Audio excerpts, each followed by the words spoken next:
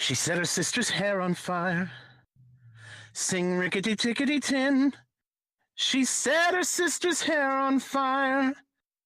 And as the flames and smoke rose higher, she danced around the funeral pyre, playing a violin, oh Lynn, playing a violin. Hello and welcome to the House of Auger show. This is your host, man of the house, JT Auger, and with me tonight are my co-hosts Adam, Jill, and Nicole. Hey. Mac, Sativa will be here later. Go ahead. What was that? I was just saying hi. No. All I said was hey, and you're like, wait, what was that?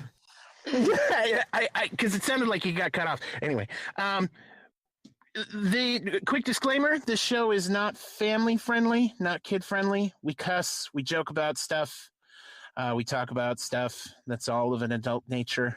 We're rude and crude and rather evil people. So if you're easily offended or Okay, he is kicked apparently. All right, good to know that's not my internet. I never know. Yeah, I thought it was mine for a second. Yeah. But nope, just kicked right off the bat because everything in the world is going wrong today on Facebook for us. It's pretty bad. Yeah. I think Auger's going to get into that when he gets back. Good. But... Yeah. Of course I get kicked right then. Yeah. Yeah. We have a very special guest with us tonight. Jeff, are you with us? I am. Awesome. Mr. Mercenary, Mr. Hitman himself. We'll get into that in a minute. Real quick, I want to go over some stuff that's going on for anybody who's listening to us now live and for anybody who listens to the show later. We're having some issues on Facebook. We got temporarily zucked. The House of Auger group got shut down by the Zuck. Apparently, we have too much that goes against their community standards. So we're being given a chance to go over everything, delete stuff, and then ask for a review. So we're in the process of doing that. We're working on it. In the meantime, however, it has been discovered that somebody has decided to make a Josh T. Auger profile with my profile picture, the me in the clouds, and they've made a new House of Auger group, House of Auger 2, or I guess. That isn't me. That's not my group. I don't know who that is, and I don't know anything about that group. Yeah, do not join it if you get any friend it. requests from Josh T. Auger, the T, I don't have well, they any can accounts easily that have change the T the in name, but currently. So that's not me. I would decline that, and also I wouldn't join that group. But it's up to you. Maybe it turns out to be a good group. I don't know. It's all full of about 50 or 60 of our members right there in our group. So yeah. So one of us should probably get in there and yeah, I was make going a to post ask. I'm saying, in hey, there right this now. isn't. Yeah, I I'll do that. already made a post saying Okay. in there that it's not our group and that everybody should leave. But guess who's in there? Caro fucking Owens, that cunt. oh, Of course. seriously? Of course, it was him. Mm-hmm. Yeah. So, Hey. you know, what's funny is Jeff, didn't you bring up something about ghost profiles? I know I've seen people talking about it. Yeah, it was just basically today and yesterday that, people were saying, hey, if I'm already friends with you on Facebook, I'm not sending you a new friend request.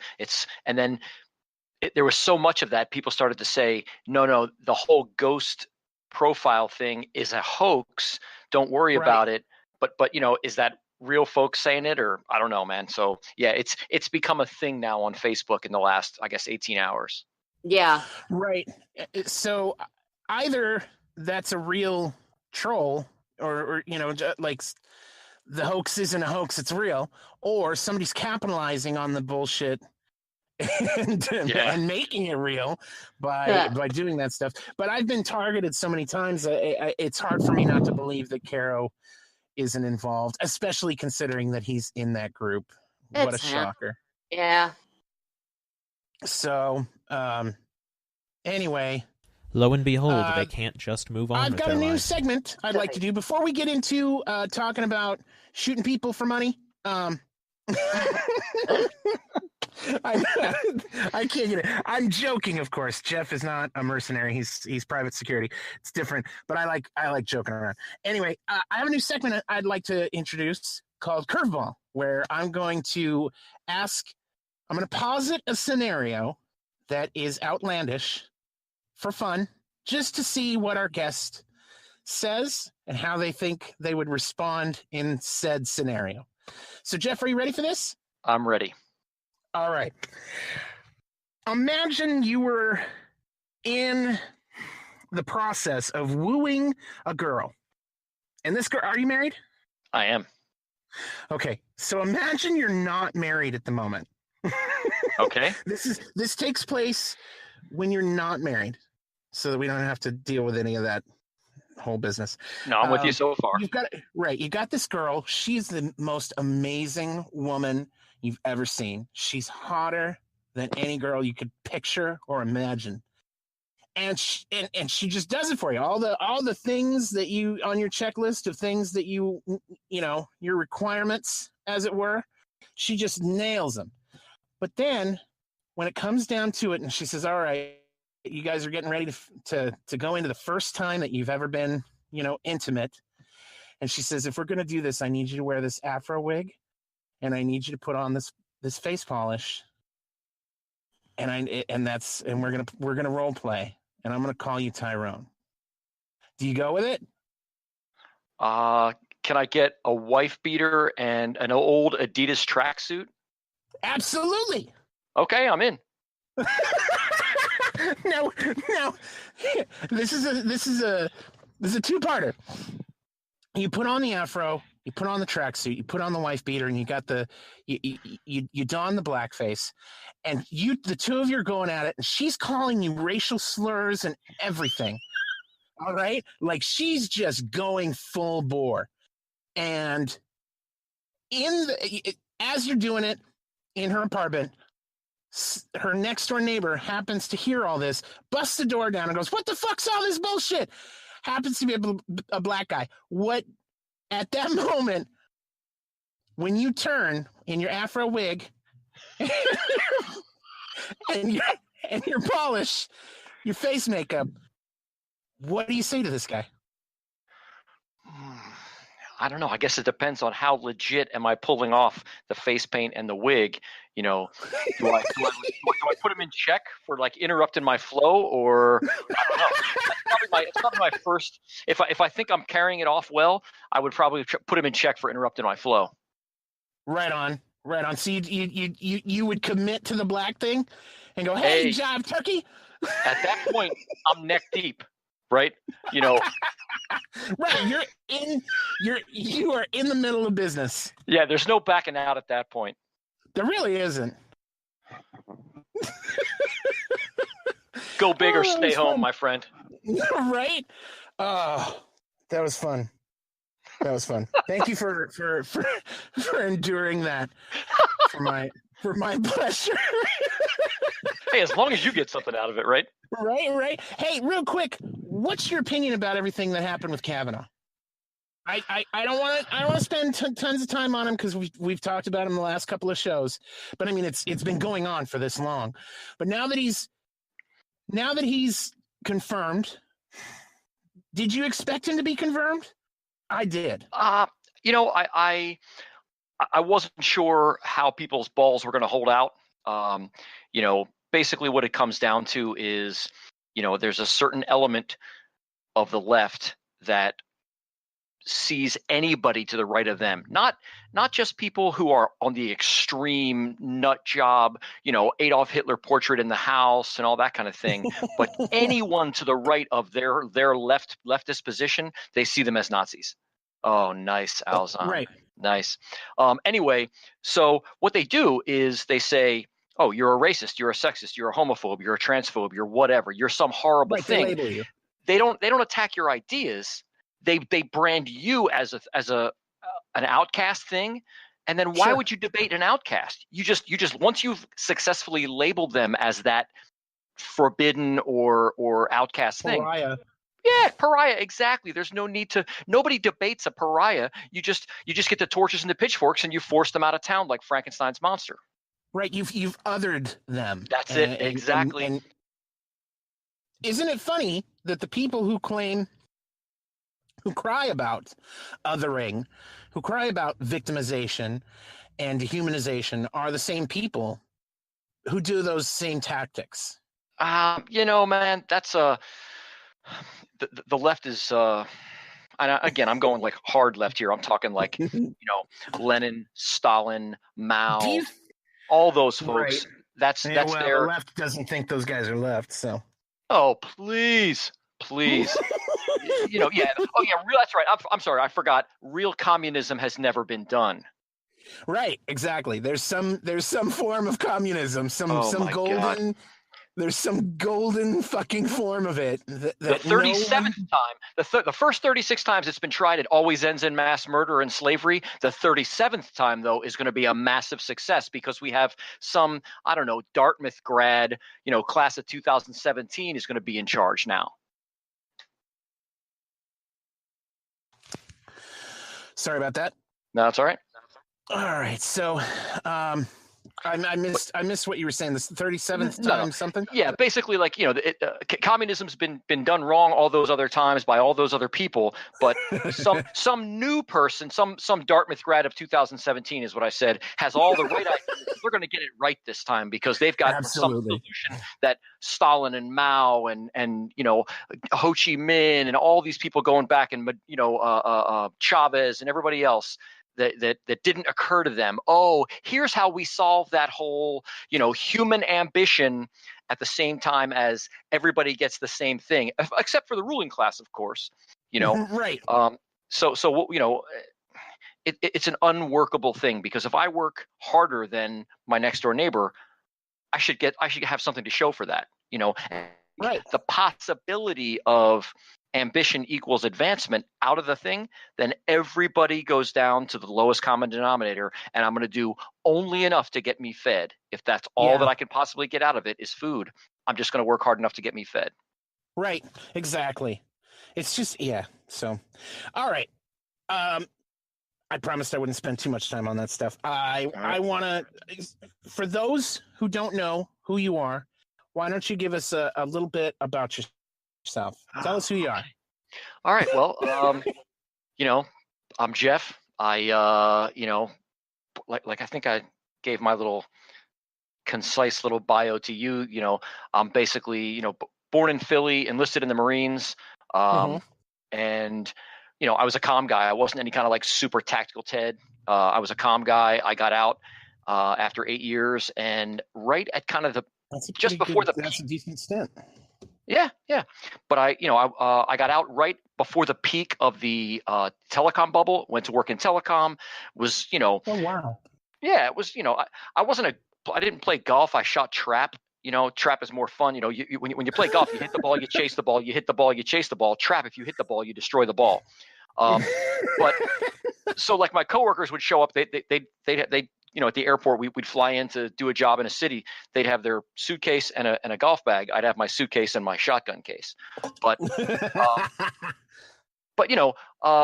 enjoyed that. And then the telecom bubble burst around 2001, 2002, and it was something that the telecom business had done to themselves by once everything got privatized and deregulated, telecom companies went nuts and they built 10 times more capacity than the world really needed for like local and long distance and data and everything else.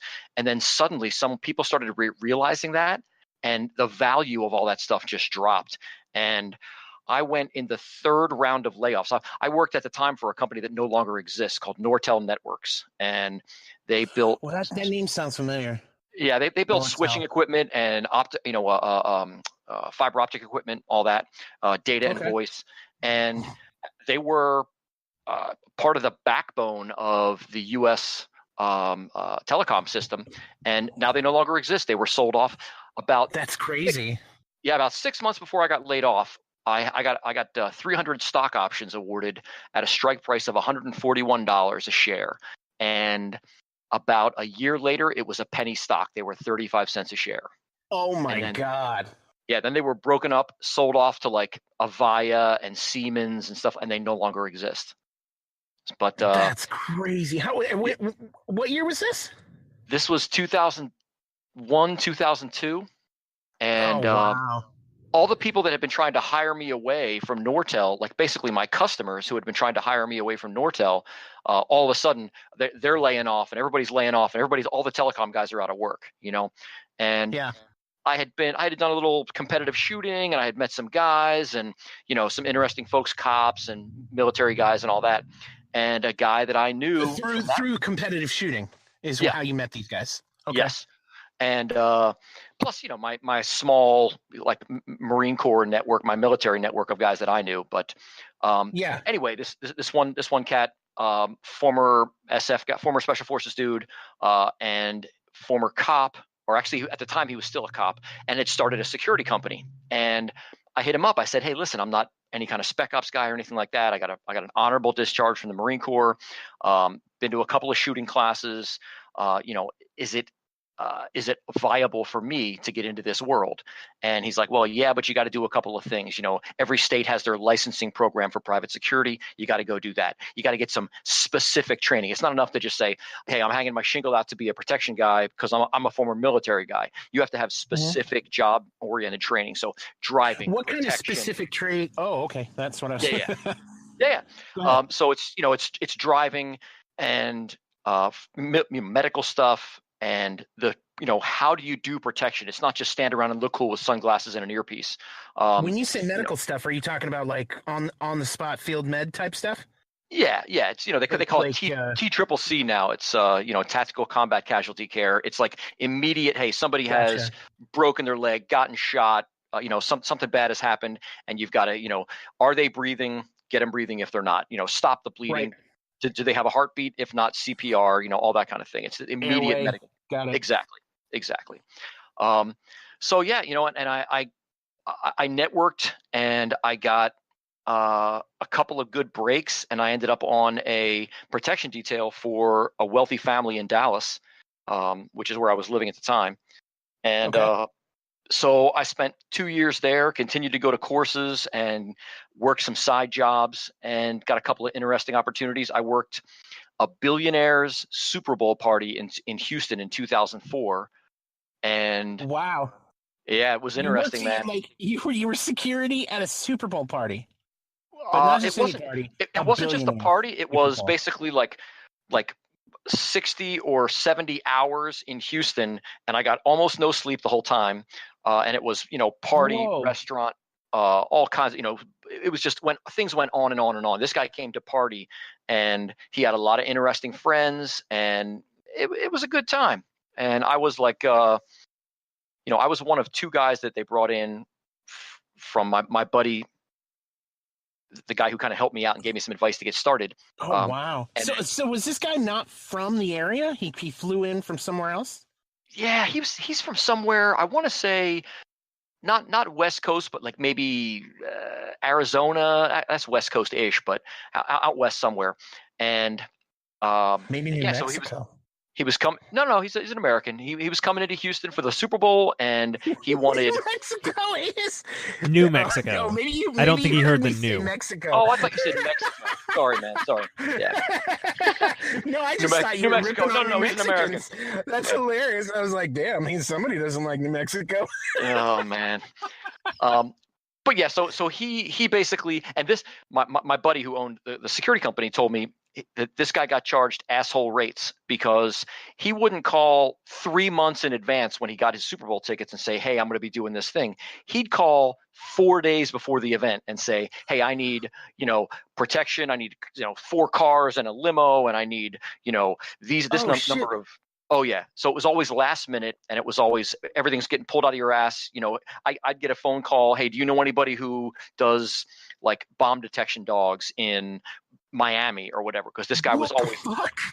Oh yeah, he would call my buddy and this at the time he was in Memphis. This guy would call from his Gulfstream over the Atlantic and say, I'm going to be landing in Prague in 4 hours, and this is what I want. 2 cars, 6 guys. So you have 4 hours to fucking get that together? Yeah. So he got charged asshole rates. Fuck yeah. But anyway, it was an interesting. We showed up, and the guy's director of security, Big Mike, and Big Mike's previous job before director of security was dump truck driver. Big Mike got the job. Oh yeah, brother. Oh yeah, you would be shocked at how often that happens. Okay, Big Mike got the job because of his.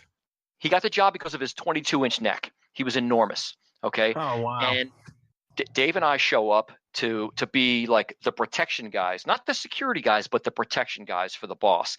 And what's we got the difference? What do you mean by that? Security can be anything. Security can be sitting at a desk and looking at monitors, tracking closed circuit television, or okay. See, protection guys are the guys who are definitely like you stay with the client. We're working the man. Gotcha. Okay. Okay. Now I understand. So we show up, we introduce ourselves because dump truck or no dump truck, Big Mike is the guy, right? So we introduce ourselves. We're getting the hard, cold shoulder, right? And he's very standoffish. Does he think we're trying to take his job? I don't know. But does he think he could do the job without us? Probably. At any rate, again, maybe like 60 or 70 hours later, when the whole thing's over and Dave and I are getting ready to get out of there, Big Mike finds us and he says, "Hey man, I just want to tell you, you guys were so smooth with all this." And he's like effusive in telling us how we made it look easy and this and that. He's like, "Is that some kind of school you could go to like learn how to do it like you did it?" Yeah. There's several schools. And I'm not going to laugh at the guy. I'm not going to break his balls. What I said was, "Hey man, give me a card and I will email you with a list of like the top 4 or 5 ones that like corporate security dudes. If you're the chief security officer at Boeing and you want to hire somebody for the Boeing detail for the CEO, these are the names you're looking for on a resume. I'll send you 4 or 5 of those names." Oh man. And he's like shaking our hands, like giving us the ginormous dude bro hug. And his tune had changed, I guess, because there is, I don't want to say an art or really even a science to it, but there's certain ways to handle certain things. Yeah, but also you get thrown a curveball, right? Yeah, I suppose. But you get, speaking of getting thrown a curveball, you get a demand, a request that's really a demand out of nowhere. And again, this guy, he gets charged the asshole rates because this is how he rolls. And you got to come up with that one place that everybody's talking about. You're like, dude, I'm not even from this town. I don't know who's talking about what, but you track it down. You make some phone calls. How resourceful are you? And I have a pretty good Rolodex, for this oddball kind of stuff.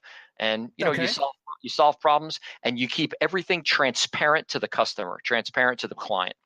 And they don't see the effort you're making. They just see how smooth everything runs, and he was staying at the W Hotel in Houston, which is one of these like kind of boutique hotels. And, I go in talking to the, I don't know if it was the concierge or the manager. And I was like, "Hey, Mr. Brown is staying here and he's going to be doing this thing. And I wanted to know, is there any way I can get X, Y, or Z? I realize it's kind of last minute, but he just kind of hit me with," and they know this guy is spending thousands and thousands and tens of thousands of dollars at this hotel. So they want a slice of that. So of course they're going to go, "Yeah, we can help with that." Absolutely right, man. They're happy to provide whatever service you need. And I was asking for a little extra, a little something on the arm. Like, what I'm looking for is, I don't need you to provide me a conference room and cater it and have it all set up and everything else. I just need to know, is anybody using this conference room? And if not, if my guy has to take a meeting all of a sudden, like, can I walk in here, sit him down, and "Oh yeah, no problem. There's nobody scheduled in there. Just let us know." That's cool. Okay, so you know how to do your thing. You know who to talk to. Yeah, and it's a certain thing about approaching people a certain way to get the result you want.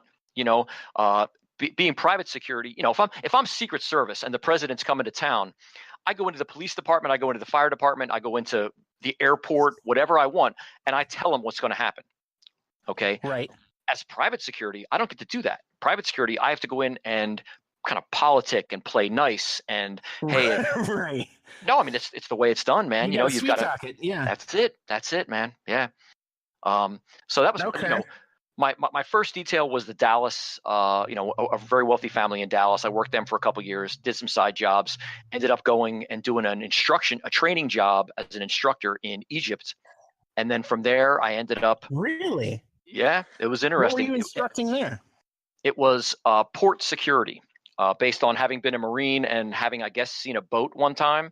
But it was basically teaching, it was instructing these guys on security, and the part of it was protection, part of it was, pistol craft, things like that. And we had to do everything through an Arabic translator. And it was interesting, man. They got, yeah, I'll bet. How long were you in Egypt? 2.5 months. And we were staying at what they called a resort, near at the time, the only privately owned port in Egypt. And, the old president of Egypt for years, the strongman there was Hosni Mubarak. And this port was owned, the only privately owned port in Egypt was owned by Dr. Mubarak, his brother. So a little inside baseball there. Sure, of course. But anyway, it pays to be the brother of the king. That's it, man. That's it. So yeah, so we were there to train up their security force, and it was an interesting time.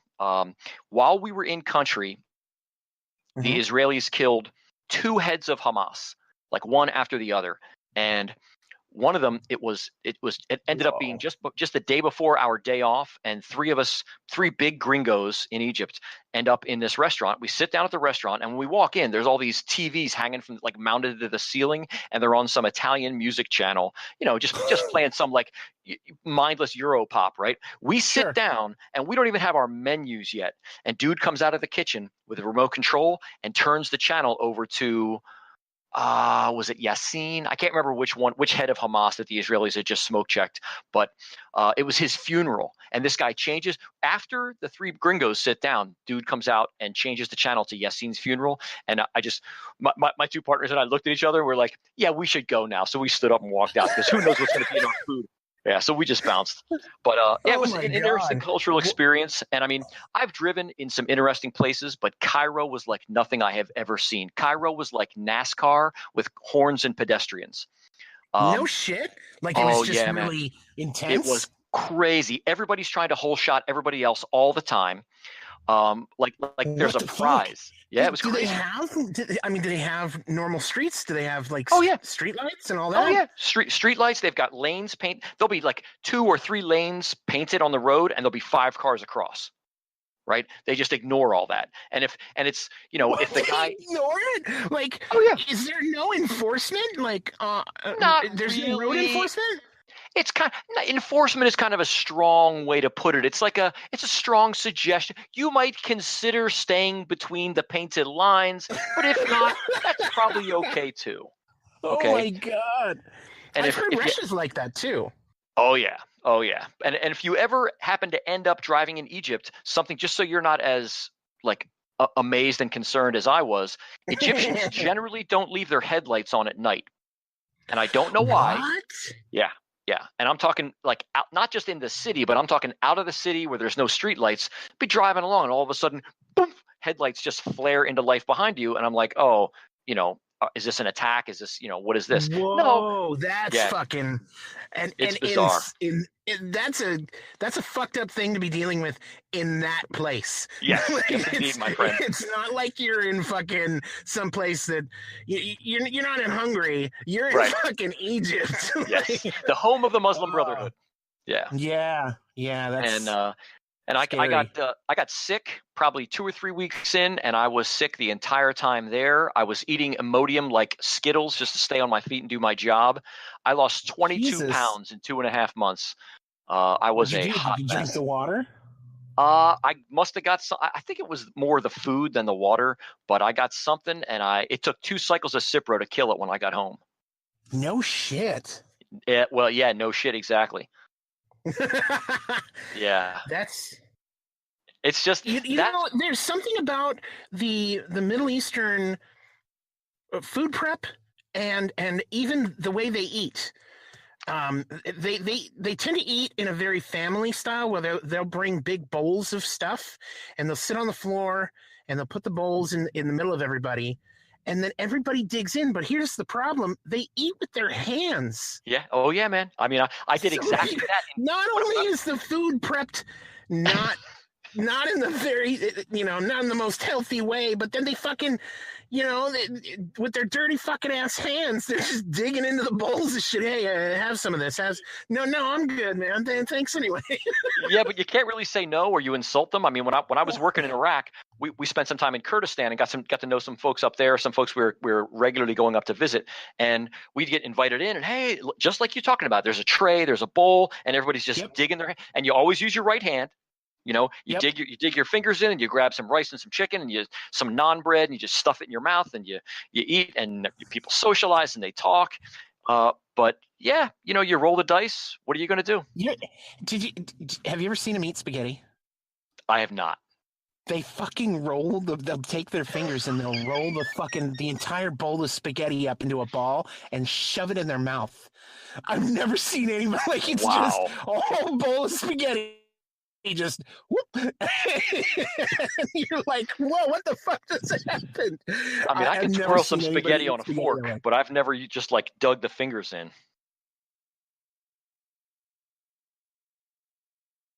Are you there, JT? I guess he got kicked.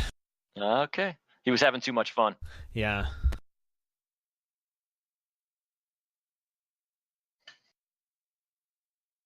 Yeah, and it might take him a while. Okay. Whoops, by the way, take this opportunity to plug, if any of you have questions for Jeff, we will be asking them at the end of the interview. So tag me in chat, and I will log your questions. And yeah, that can be about anything. Yep. So,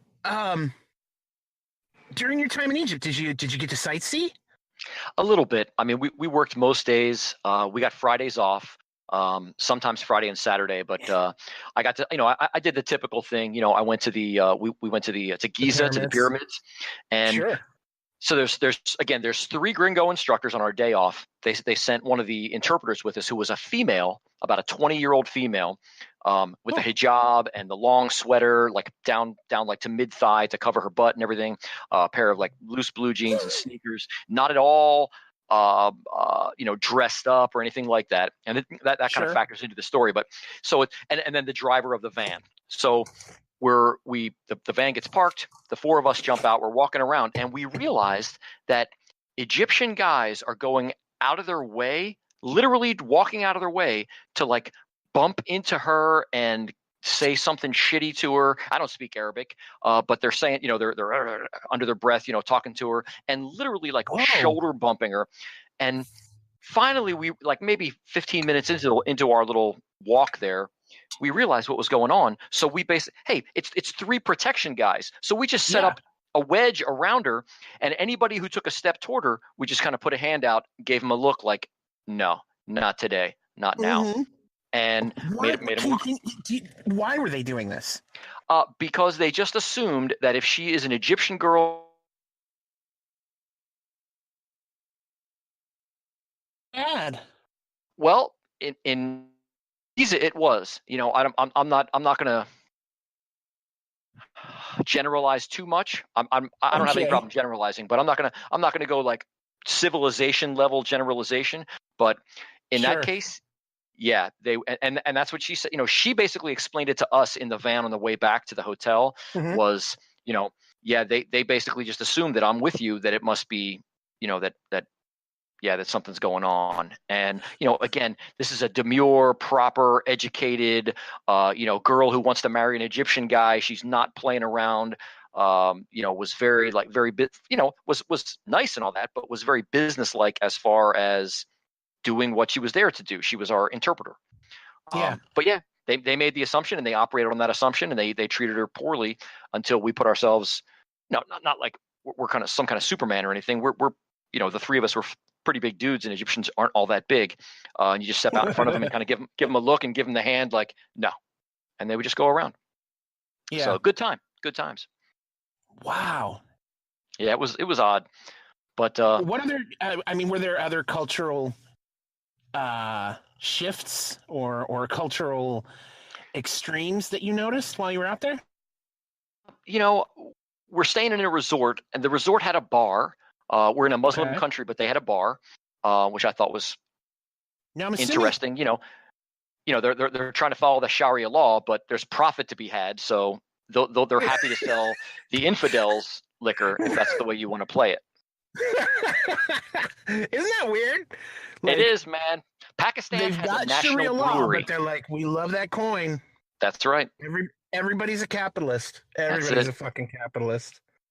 So, yeah, otherwise, I found among our students, Egyptian men to be, they have that kind of Central American macho kind of mentality, but it's an easily bruised sense of macho. I was trying to show a guy very sensitive. Yes. Again, we're training them on pistols, and we have these Beretta 92 FS, what the military calls the M9 holsters and all that, and we're trying to teach them, the four step draw, stroke, present, all that, and then you're going to take somebody into custody, you're going to holster up, whatever it is, and we're trying to tell them, you've got this solid holster that's not going to close on you. You don't have to look at the holster. It's always in the same spot on your belt. You just holster up, keep your eyes on the bad guy. And so I'm trying to teach him, and he keeps looking down at the holster, keeps looking down at the holster. And finally, so I step up like, okay, I'm the bad guy. So draw. And these were, we had like something. Yeah. So we had like blue guns, like simulators, right? So he's aiming in on me, and he give me some instruction. And then as soon as he looks down, I bum rush him. I didn't knock him down. I didn't like yell. I didn't do anything crazy. I just sort of like put my arms up to like almost like I was going to hug him. Okay. And I stopped there. This guy welled up with tears and was going to quit. Holy shit. Are you serious? Oh yeah, man. Oh yeah. It was something. Wow, that bad. That bad. Oh my God. And this explains to you, I mean, this kind of gives you an understanding as to why we're dealing with people who will murder you over drawings. Well, yeah, they've got an honor system.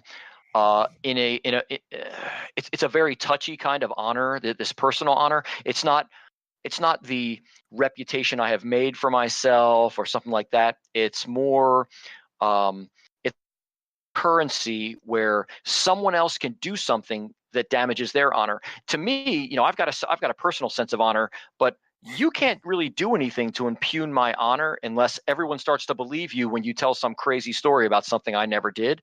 Only I can really damage my own honor, right? Correct. But that's not the way they see it. That's why they have those things called honor killings. I spent a little time over there back in 2000, not in Egypt, but in the Middle East, Afghanistan. Okay. I was attached to a helo squad out of Camp Jackson. All right. I was a Navy doc, field med. Nice. So, hospital corpsman. I got to wear all the Marine uniforms except your dress blues. And man, I'll tell you what, I learned real quick not to wear those during fucking muster when they started doing the, uniform checks. Good Lord. Oh yeah. It's a detail-oriented inspection. Yes. And uniform inspection, I could not get the fucking Marine uniforms right. No matter what I did, I was fucking it up all the time until somebody fucking told me. They were like, dude, where are your Cracker Jacks? Yeah, and that changed everything. As soon as I came out in my Cracker Jacks, he fucking looked me up and down and went, you're good. Exactly, because the Marines don't know Cracker Jacks. You're safe. You come out in something like that, it's like, yeah, you're probably fine. I'm going to say thumbs up. Thanks, Doc. That's exactly it. And I passed every inspection after that, so it was great. That's it, man. But yeah, when I spent some time over there, I saw some things and dealt with some things, and it really it put a bias on me. I got to say, I'm not a fan of their culture or their religion. Yeah, I think it's it's a hard. it's a hard culture to love. You know, they are they. I mean, I get it. Right. But here's the thing. They live in the desert. Like there's, it's hot and there's no water. It's a zero-sum game. Okay, so the way the Afghans see it, and I spent some time over there as well. The way the Afghans see it, for instance, is basically, okay, so it's the Sunni versus the Shia, or it's the Hazara versus the Uzbeks. Okay, it's or so the fucking right. The Pashtun versus it's just a slight different variation in there. You know, well, we believe that the text that this cousin of the bloodline fucking, we believe he's correct and that he's the one we should be following, and they're killing each other over something that simple. Yes, exactly. And the thing is, it breaks down beyond that to, okay, so among us among us Sunni Uzbeks, okay, it's my tribe against your tribe. And then within my tribe, it's my clan against your clan. You know, right. And then within my clan, it's my family against your family. And then within my family, it's me and my 3 cousins versus you and your uncle. And then within me and my cousins, they live on the other side of the valley from me and my brother, so it's us against them. It breaks down. You're always in competition, and even the competition is weird because people in that culture generally don't get credit for being a hard worker. They get credit for cutting out the middleman or helping themselves to something. You know, there's one of the big problems, and I've talked to a lot of guys who've done some training of the military in that part of the world. Actually, a buddy of mine who I was in the Marines with, when he got out of the Marines before I did, and he was a technical representative for a piece of gear that we used in the Marines, a piece of comm gear. And he was in Saudi Arabia on a U.S. government contract teaching the Saudis to use this kind of radio. Okay. And before the class starts, he hands everybody a manual and, he's getting into it and everything. And he noticed when the class was over, it's mostly enlisted, and there's a couple of officers in the class, junior officers. And when the class was over, one of the lieutenants gets up and collects up all the manuals from all the enlisted guys. Like, whoa, what's up with that? What? Yeah. Knowledge is power. There is no NCO corps in an Arab military because that officers are politically reliable. They've been investigated before they were allowed to become an officer. Enlisted guys are just jundies. It doesn't matter if you're a private or a frickin' master sergeant in the. So they're not allowed to hold on to any information. Exactly. Knowledge is power, baby. There's no, like in the U.S. military, like, a Navy chief can organize a medical station or a, helicopter repair, a FARP or something like that for helicopters. Sure. Okay. But in let's say the Egyptian military, they would never allow an enlisted man, even a senior enlisted man who is good at what he does, like a chief or a senior chief or something like that. They would never allow him to actually be in charge of something. So it doesn't matter what your actual rank is, E1 to E9, you're a Jundi, you're a private to them. Wow. That's why Arab militaries typically do terrible when they come up against a non-Arab military. Yeah. Absolutely, it's too restricted. You can't. Yep. But they got to hold on to that power, and that's. Go ahead. I want to say it was Patton who, and I could be wrong about this specifically who said it, but I think it was Patton who said generally the best way to get him to make a man trustworthy is to start trusting him. There you go. I don't know who said it, but it sounds good to me. Let's go with Patton. I know it was one of those old timers from that period. I just don't know if it was Patton specifically. One of those old hard guys. Yeah, right. Like they don't make them like that. Like Mattis. Mattis. Here's a question: who do you think would send Ryson to fucking Mattis? It was a Navy guy. It was a former Navy guy. Oh, they figured they traced it back? Oh yeah. He sent it to Trump, Mattis, Chief of Naval Operations, and Ted. What the fuck is that about? I don't know. We haven't figured out his motives yet? I haven't heard about him. God damn it. They may have figured it out, but they figured that out. Yeah. They got the guy. They arrested him maybe 2 or 3 days ago. Fuck, I missed that. Yep. Okay. I'm gonna have to look that up. That's crazy. How Yep. are you gonna do that? Like, what the fuck? Like, that's balls, dude. To fucking supposedly, send ricin to and supposedly what he Maz. did was, it wasn't actually ricin. It was like some processed castor beans, which is where ricin comes from. But he didn't refine it down to actual ricin. So it wouldn't have even worked. Right. It may have been nasty, but it wasn't like weapons of mass Lethal? destruction, poisonous. Right. Exactly. Right. He didn't properly, thoroughly weaponize it. Is what you're saying. Exactly. That's just so he's dumb. Not only is he dumb about like you're just so dumb. Everything you did was dumb. What you sent was dumb. The people that you chose to see was dumb. Like, you're being so dumb. Dude just sucks at life. For real. Like, there's really no other. Like, I'm not even sure I should look into what his motives are. Like, it doesn't matter what your motives are. You're just dumb. Oh my god. Oh man. So that's really. It's a very curious thing. Their culture, going back to the Middle East and going back to all of that. I dealt with some personal events. I saw some guys do some things, and we were told to keep our hands off of things. This is in our place. This is in our culture. This is how they do things, and we have to let that happen. And I basically watched a boy get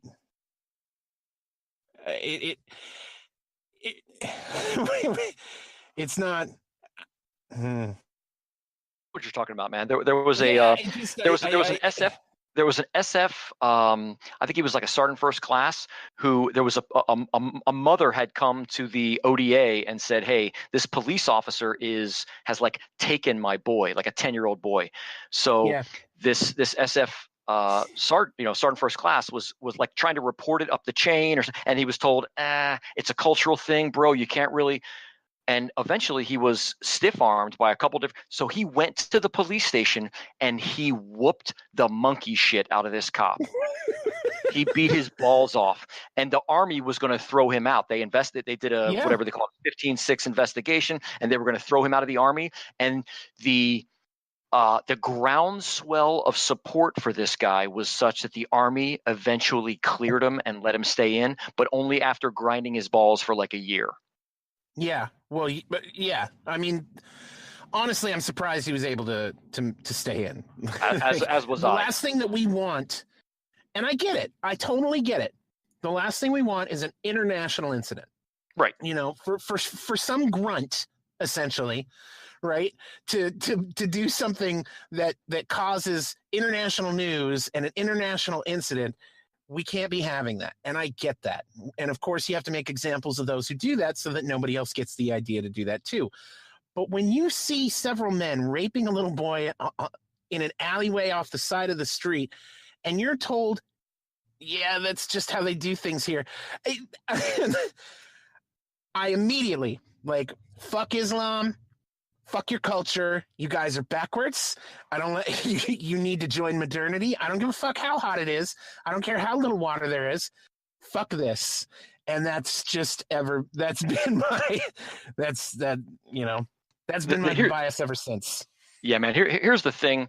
You can't every small military organization has their kind of ethos and all that, and they typically they rock it in Latin. Like the Marines have Semper Fidelis, always faithful, right? The Army Special Forces, it's De Oppresso Libere, and I'm sure somebody will correct me, but it's to free the oppressed. Yeah. So a mother comes to you and says, "This police officer, this person in power, is raping my small child." Yeah. Is there anything more freedom of free the oppressed than that? Exactly. The fucking A. Yeah, they should have given that guy a medal, in my opinion. If goddamn right. If you beat the balls off a baby raper. Yeah, exactly. Yeah. Am I still there? Okay. Yes, you are. Yeah, I just. You know what, man? I spent a lot of time in the Arab world, between Egypt, and I did a little bit of work in Pakistan when I was on a different protection detail, and quite a bit of time in Iraq. A good bit of time in Afghanistan. Yeah. And it's just they do things different, man. They just do things different, and it's so not. I mean, and that's putting it politely. Let's be real about that. Yeah. That's the nicest way you can put what they're like, what their culture is. They do things differently. It's crazy over there. Islamabad, just a few years ago, it's probably still the same way. It was the capital of acid attacks, men just throwing acid in women's faces. Islamabad is the capital of that in the world, and over things like, you want to go out? No, I don't want to go out. Well, then guess what? You're not going out with anyone. It's insane. It is insane, and it's just that they're 50% of the Muslim world is inbred. I had read a statistic on that, and I think part of that is, we want our kid to marry someone we know, and part of it also has to do with controlling wealth, keeping our wealth in the family. Right. I mean, sure, there's reasons why. But yeah, I mean, eventually it comes down to, first cousins and second cousins, and the recessive genes come out, and bad things happen to people. And I think we lost JT again. Yeah, that's crazy though. I didn't even know that. Yeah, it's I've read magazine articles and things. I haven't gone into scientific studies, but I understand. Yes, there is quite a bit of that in Pakistan. Hey, welcome back. I'm back. Thank you very much. Sorry about that. Nah. Yeah, it's never good to marry your cousin. That's just not a good idea. You get those recessive genes coming out, and bad things happen. Yeah, exactly. We learned that from pretty much all of European higher monarchy. That's it. That's it. The weak chins and bad eyesight, and the blue bloods. Yeah, that's it. Fucking hunchbacks and hemophiliacs. Fucking crazy asses doing all kinds of weird shit. Yeah, not a good idea. So, nope. Now you spent your time in Egypt, and where did you go from there? I went home from Egypt, and probably a month later, I get a call from the guy I had gotten the original advice about, getting into the security business, and he said, Sure. "Are you interested in going to Iraq?" I'm interested, and I'm thinking, hey, I'm working for some protection details, and that's great, but 9/11 changed the world, and I think to myself, hey, 10 years from now, if I haven't been to Iraq, is that going to be a disqualifier? So, I got a military background. Wow, that's an interesting thing. I didn't even think of that. Yeah, it's one of those things like, where were you when we were all doing X? Where were you? Right. So I said to him, what are we looking at? He said, well, you've heard of Blackwater, right? I said, yeah. He said, well, there's a competitor for Blackwater, a different company that was started by some different dudes. Are they still around? Is Blackwater still around? Yeah, they've changed their name a bunch of times, and they don't call themselves Blackwater anymore, but they're still out there. But the company I went to work for was called Triple Canopy, and Blackwater was started by a bunch of SEALs. TC was started by a bunch of former Delta guys, and and they have a different operating philosophy, the SEALs and Delta, and where the SEALs are a little more. Now, things have changed since, all the craziness. There's the old joke about, you never have to ask a man if he's a Navy SEAL. If he wasn't, you'll hurt his feelings. And if he was, he'll tell you within 30 seconds. Anyway, so this guy tells me that he was in, I think he was in, I don't remember. I don't know that much about SF, but third group, fifth group, whatever it was, with a guy at Triple Canopy. And if I'm interested, he can put my resume in that guy's hands and give him a recommendation on me. And I said, you would be a part of a private army. That's one way to look at it. So is it? Let me ask you this: is the way that I just presented that, is that kind of a derogatory or negative? It's not derogatory, but here's the thing. We weren't really an army. We had a purely defensive job, and I'll tell you a story in a bit about Okay. one of those situations where we could have killed those guys, but it wasn't our job to kill those guys, and because they hadn't done any actual offensive actions against us, the rules and the contract and the law was pretty clear. So Okay. even though, so anyway, I'll get to that story in a second. So he says, if you're interested, I could put your resume in the hands of the man. And I said, yeah, let's do it. So even though I didn't have the hardcore tactical background, I mean, I was working with SF guys and Rangers and all this. The only Marines they were hiring at the time were scout snipers and force recon dudes. And then here's this comm guy. But my background was I had actually worked protection before, and none of these other guys had. So that got my foot in the door, plus the recommendation from my buddy saying, hey, this guy has worked for me. He won't let you down. And that got me on board, and it was a great gig. It was a great company. I met some fantastic people. We did a really interesting job in a messed up place, but I got to see the great ziggurat of Ur. I got to see, Baghdad and all, Tikrit and all different things. It was really amazing. I'll bet. Did you get to see? Wait, is Baghdad where that one? God damn it! There's this statue of these two like kneeling soldiers, and they've got these scimitars, and they. Yes, that's the cross swords, that's called. And it's that's like their unknown soldier kind of thing. Triumph. Oh, okay. Well, yeah, basically, but there's the cross swords at either end of this big parade field, and Saddam used, like any typical military dictator, he has a lot of military parades out there, and that was their parade deck, and there's a big amphitheater, and he'd be up in the balcony, waving. So there's two cross swords. There's a set of cross swords at either end of this big parade field. Oh, I didn't know that. I thought there was only one. Oh, and then there's a pile of Iranian helmets from the Iran-Iraq War underneath each one. I read about that. I read about that. Yeah, and like American contractors were taking those helmets as souvenirs, and that got shut down. That's kind of dick. Yeah, that's kind of dick. Yeah. But I mean, I got to see that. I got to see. I got into one of Saddam's palaces. His big palace. Really? Yeah, his big palace in his hometown of Tikrit, which had some JDAM holes in the roof. Like it hadn't been like hammered flat, but they had put 3 or 4 JDAMs through, which leaves about a 3-foot diameter hole through 8 inches of concrete, blown out inch thick rebar is blown out like it was wet spaghetti. It was impressive, my friend. It was impressive. Yeah, that place got redecorated thanks to Raytheon. Really? Oh yeah. So that was kind of cool, but I was, the here. So the example I'll tell you about why we weren't an army. Okay, we were. Okay.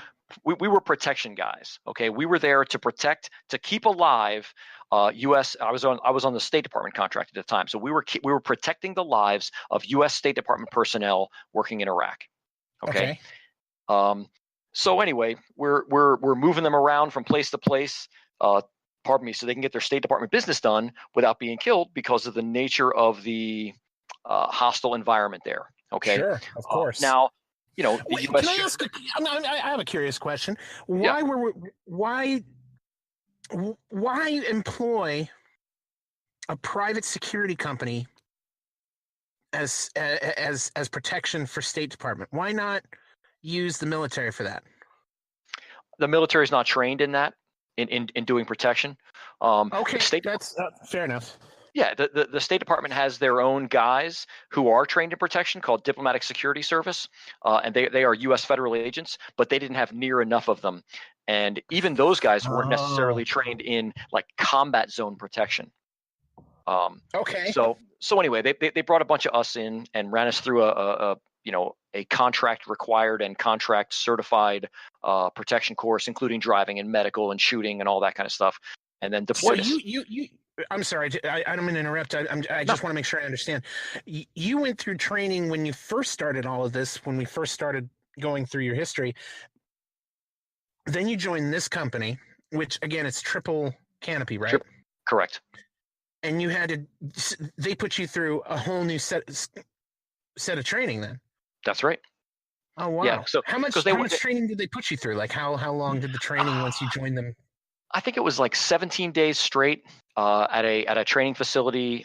They had basically rented out for the duration, and they had a bunch of Suburbans, and they had ranges built and like a combat town, all this different stuff. They trained us on some equipment, some radios, GPS. Oh, wow. And then how to do protection, the way the State Department wanted it done.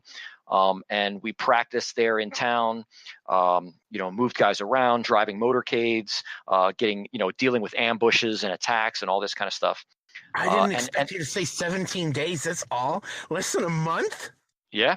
But again, everybody's coming in with a certain amount of training. Exactly. Everybody's coming in with a baseline of like, hey, you can't get hired unless everybody had military or police background and some stuff like that. Right. I got you. So anyway, we're on a mission in Kirkuk, Iraq, which is up north by Kurdistan. Okay. And driving through town, I am driving the follow vehicle in the motorcade. So it's lead, limo, follow. The lead vehicle's in the front, the limo is in the middle, the follow is in the back. The follow protects the back and sides of the limo. Okay. Right. So a 3-car motorcade moving through town. And the guy in the lead vehicle calls out that there's 2 Arab males in a small silver hatchback, and they've got a video camera on a monopod, not a tripod, but like one leg, and they're videotaping our motorcade. So the guy go ahead. No, go ahead. Okay. So the guy who sits in the front right seat in the follow vehicle is called the shift leader. Okay. So the shift lead turns to me and he says, oh, I'm sorry. He tells limo, pass the lead, you're now the follow. 2 of them, he wants them to hammer the accelerator and get the hell out of there. He turns to me and says, stop them. Roger that. I'm driving an armored Chevy Suburban with an 8.1 liter, the 454 under the hood. And I've got an enormous steel pipe bumper in the front. So I put my foot, I put the the pedal to the metal, as they say, and whoa, engine roars, and we launch ahead. And as these guys are coming down a road that they're sort of like going to merge on the road that I'm on, and I turn into them and basically hit them, not quite T-bone, but almost. And I basically push them across the road onto a median strip where there's a light pole mounted to a big concrete block, and I crushed their but I mashed their car. I pinched their car between my bumper and this concrete block. So they're not going anywhere. And I keep my foot on the gas. So they pop the locks, and all the guys in my truck jump out. They break the window out of the car and grab. They're all aiming in on these guys. And basically, if these guys if he had lifted up a toenail clipper, he would have died right there. Okay. So these guys didn't have a single speck of paper in the car or on them, no ID, no wallet, no nothing. All they had was a camera and a set of car keys. That was it. These guys were the surveillance element of an assassination team. Okay. Shit. Oh yeah. They had, so we take the camera, and then one guy holds them by the hair, and another guy takes their picture with I don't know if it was I don't think we had cell phone cameras, but takes their picture with a camera. Okay. So we get their face shots of both of them, and we have their camera. Jump back in the car, let's go. Boom, put it in reverse, back out of the side of their car, drive back to our compound. We wire their camera up to the TV, and we get to see videotape of 3 different motorcades, 2 Army motorcades and a State Department, on our State Department motorcade. So these guys are surveilling. Exactly. One is the easy target. They're casing us. They're surveilling us for a couple of days, and they say, "Oh, these guys always go this way on a Tuesday or whatever it is," and then they set up on you and they conduct their assassination. So they're getting your schedule down. Right. So these guys they're not the bomb guy or the machine gun guy. They're the camera guy, but they're the camera guy for an assassination team. So If we had killed them, we probably would have been okay, but it wasn't our job. And it was, believe me, if these guys had a toenail clipper on them, something bad might have happened, but they didn't. And we just drove away from them. And then we watched the video and we're like, oh my. So we burned it to a CD, reached out to the Army Intel guys, turned it over to them. Hey, you should know, and on the CD was the pictures of the two idiots. And the car was stolen. We got the license plate. The car, somebody ran it and the car was stolen. But, of course that's the kind of thing to where, we're not the military. The military, I don't know, maybe they would have just driven over them or blown them up or whatever. I don't know. But that's the military worked on rules of engagement. We were armed contractors and we worked on rules for the use of force. And it's two different things. So we were not allowed to conduct any offensive operations. We were only there to be defensive protection guys. Yes. That makes sense. No, I get that now. Okay. So we were not a private army. We weren't set up like an army. We were a very small scale. We had small teams. Like, is that the difference between Triple Canopy and, say, whatever Blackwater's calling themselves now? No, I mean the contract was all the same. Just Blackwater had one piece of it, and Triple Canopy had another piece. But Blackwater did things their way. TC did things their way. Blackwater was very. Did you cross paths with them? Oh yeah. And Blackwater guys were. I don't know. I got a lot of friends that work for Blackwater, so I'm not gonna shit talk them too bad. But they were a little, hey, here we are, and TC, Triple Canopy, coming from the Delta philosophy of be the gray man, be low key, be low profile, chill, don't make a big show, just be totally understated until you have to go loud. And when you go loud, drop the hammer. Right. So it was just a different philosophy more than, as opposed to a different contract, because it was the same contract. It was just two different companies working on the same contract. Sure. That's so interesting that that's what the SEALs would make. Yeah, I mean, but I guess I don't know, man. And most SEALs ended up at Blackwater, and a lot of Army Rangers ended up at Triple Canopy because Rangers of who made what. Exactly. You go with who you know. That's it. I'm for a group that's supposed to be elite, and they're supposed to be, the guys that you send in dead of night, quiet as shit. They go in, they come out, they get their job done, and nobody's the wiser. And to hear that when given the opportunity to get into the public sector, this is what you make. Well, I mean. Hey, look at me! I'm a Marine, so given a chance, I'm going to break a SEAL's balls. Sure. They are very good at what they do. A little bit. I mean, the joke is that what Buds is, right? But shit. Yeah, Buds I actually I qualified for Buds. I didn't go, but okay. So you heard they had to add 2 weeks to Buds, right? For a creative writing piece. Because all the SEALs write books. That's true, they do, don't they? Right? The guy who shot Bin Laden, right? Oh my God, yeah. That's right. I fucking forgot about him. Anyway, but yeah, I mean, it's they're all good guys. They just have a little bit of a different style, and that's fine. Nothing but love. Yeah, nothing but love. But we will break balls. Of course. Well, that's every military. That's every military branch with every other military branch. That's right. So now you're in. How long did you spend in Iran? Iraq. That was probably I don't know, a little more than a year, and then the contract was rebid. And Triple Canopy, as I understand it, had the opinion of we're the best out here, so we don't have to, lower our prices or whatever. So Triple Canopy lost the contract to Blackwater, and Blackwater offered all of us who were existing on the contract with TC, they offered us a job, or they offered us a chance to basically interview for our job. And I declined. Wow.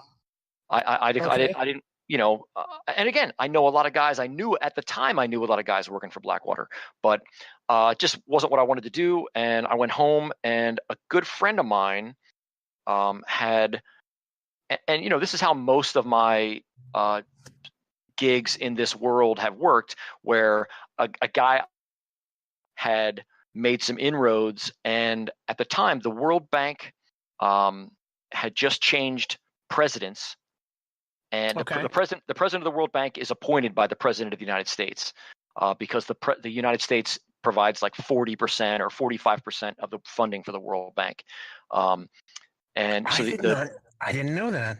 Yeah, so George Bush appointed a new president of the World Bank, and it was Paul Wolfowitz, the former Deputy Secretary of Defense. And because he was number 4 or number 5 on the Al Qaeda hit list, they decided that the bank needed to up their protection detail. So they went from a 3-person detail to a 12-person detail. And I got hired on the detail, and I spent a couple years there. That's got to be pretty lucky. Yeah, luck is certainly part of it, and having good fun. Again, I had just spent. Yeah, man. I had some good training and some. I just came back. I worked a corporate detail in Dallas, and then I went and did a diplomatic detail, I called it. Because again, I'm not. The World Bank doesn't want to hire guys with a Blackwater tattoo on their neck and a beard with a bunch of beads in it, right? They want to hire guys because it's a suit and tie detail in Washington D.C. Sure. So they want you to look presentable. Yeah, so I rewrote my triple canopy Iraq badass resume. I rewrote it to be diplomatic and U.S. ambassador this and all that kind of stuff, right? And I got the job, and it was a great gig. I did 30 some countries in a little more, and I got to fly on a couple of presidential helicopters and go to a couple of presidential palaces. I saw cool stuff in China, way out in the middle of nowhere. I went to Pakistan and Switzerland and France and all kinds of cool stuff. It was a great gig on this World Bank detail. Yeah. Oh yeah, because the World Bank funds a lot of infrastructure stuff in foreign countries, and the president of the World Bank goes to all the big financial meetings like the G8, the G7, the G20, the World Economic Forum, all these. So part of the protection detail, we're the guys who go and do the advance, and then if I'm the guy who does the advance, I go over and I make sure the airport's all ready. I make sure the hotel's all ready. Venues. I go to the path. Exactly. And if we're going to be going to some event at a government building, I go to that government building in advance, which is why they call it the advance. I go to that government building in advance, and I check it all out. I meet the security people. Where can I park my motorcade? What door are we coming in? Who can see who can see us as we pull into the gate? Can I put security on the gate? Are you going to have security on the facility? Are we taking the stairs or the elevator? Where are the restrooms? Where's the emergency entrance out the back where I can hide? Where are the exits? Exactly. And there's something called a stash car. Can I hide a stash car at this exit door? If everything goes to hell and it's me and the boss. Away. That's it, man. I get the boss down the stairs. We crash out of this door. I throw him in the car, and away we go. Right. Have you ever experienced a meltdown like that? Has it ever gone to shit? Basically, not on the World Bank detail. We experiences there, but not an attack like that. What my experience with that was in Iraq, in Tikrit, actually just north of Tikrit, a place called Beji. It's 15-20 miles north of Tikrit, and it's a this is when you were doing State Department stuff. Correct. This is when I was at Triple Canopy, and we, it was one of these busy market streets, and stores on both sides of the street and a median strip down the middle. And on a typical Tuesday morning at 10 a.m., all the stores are open and people are going grocery shopping and buying school clothes for the kids, and moms and kids and people are out there, and there's a lot of foot traffic. And we turned onto this street one day. And I'm just kind of telling you about Beiji before I tell you the actual shootout. But we turned onto this street one day and it was empty, and all the doors were closed. Yeah, it's like if it had been a movie, you would have heard the and then one tumbleweed would have blown across the street. Some dramatic music starts in, and you're like, oh shit. Or if it were a video game, you'd hear that fucking the boss music starts, and you're like, oh shit. Right. So basically, what happens is you feel like someone has poured cold metal into your guts, and the hair on the back of your neck stands straight up. Like your shirt collar moves because the hair on the back of your neck just goes bing. Yeah. So basically, we stopped and we reversed out. We're not going down this road. Yeah, there's no fucking way. But it was anyway.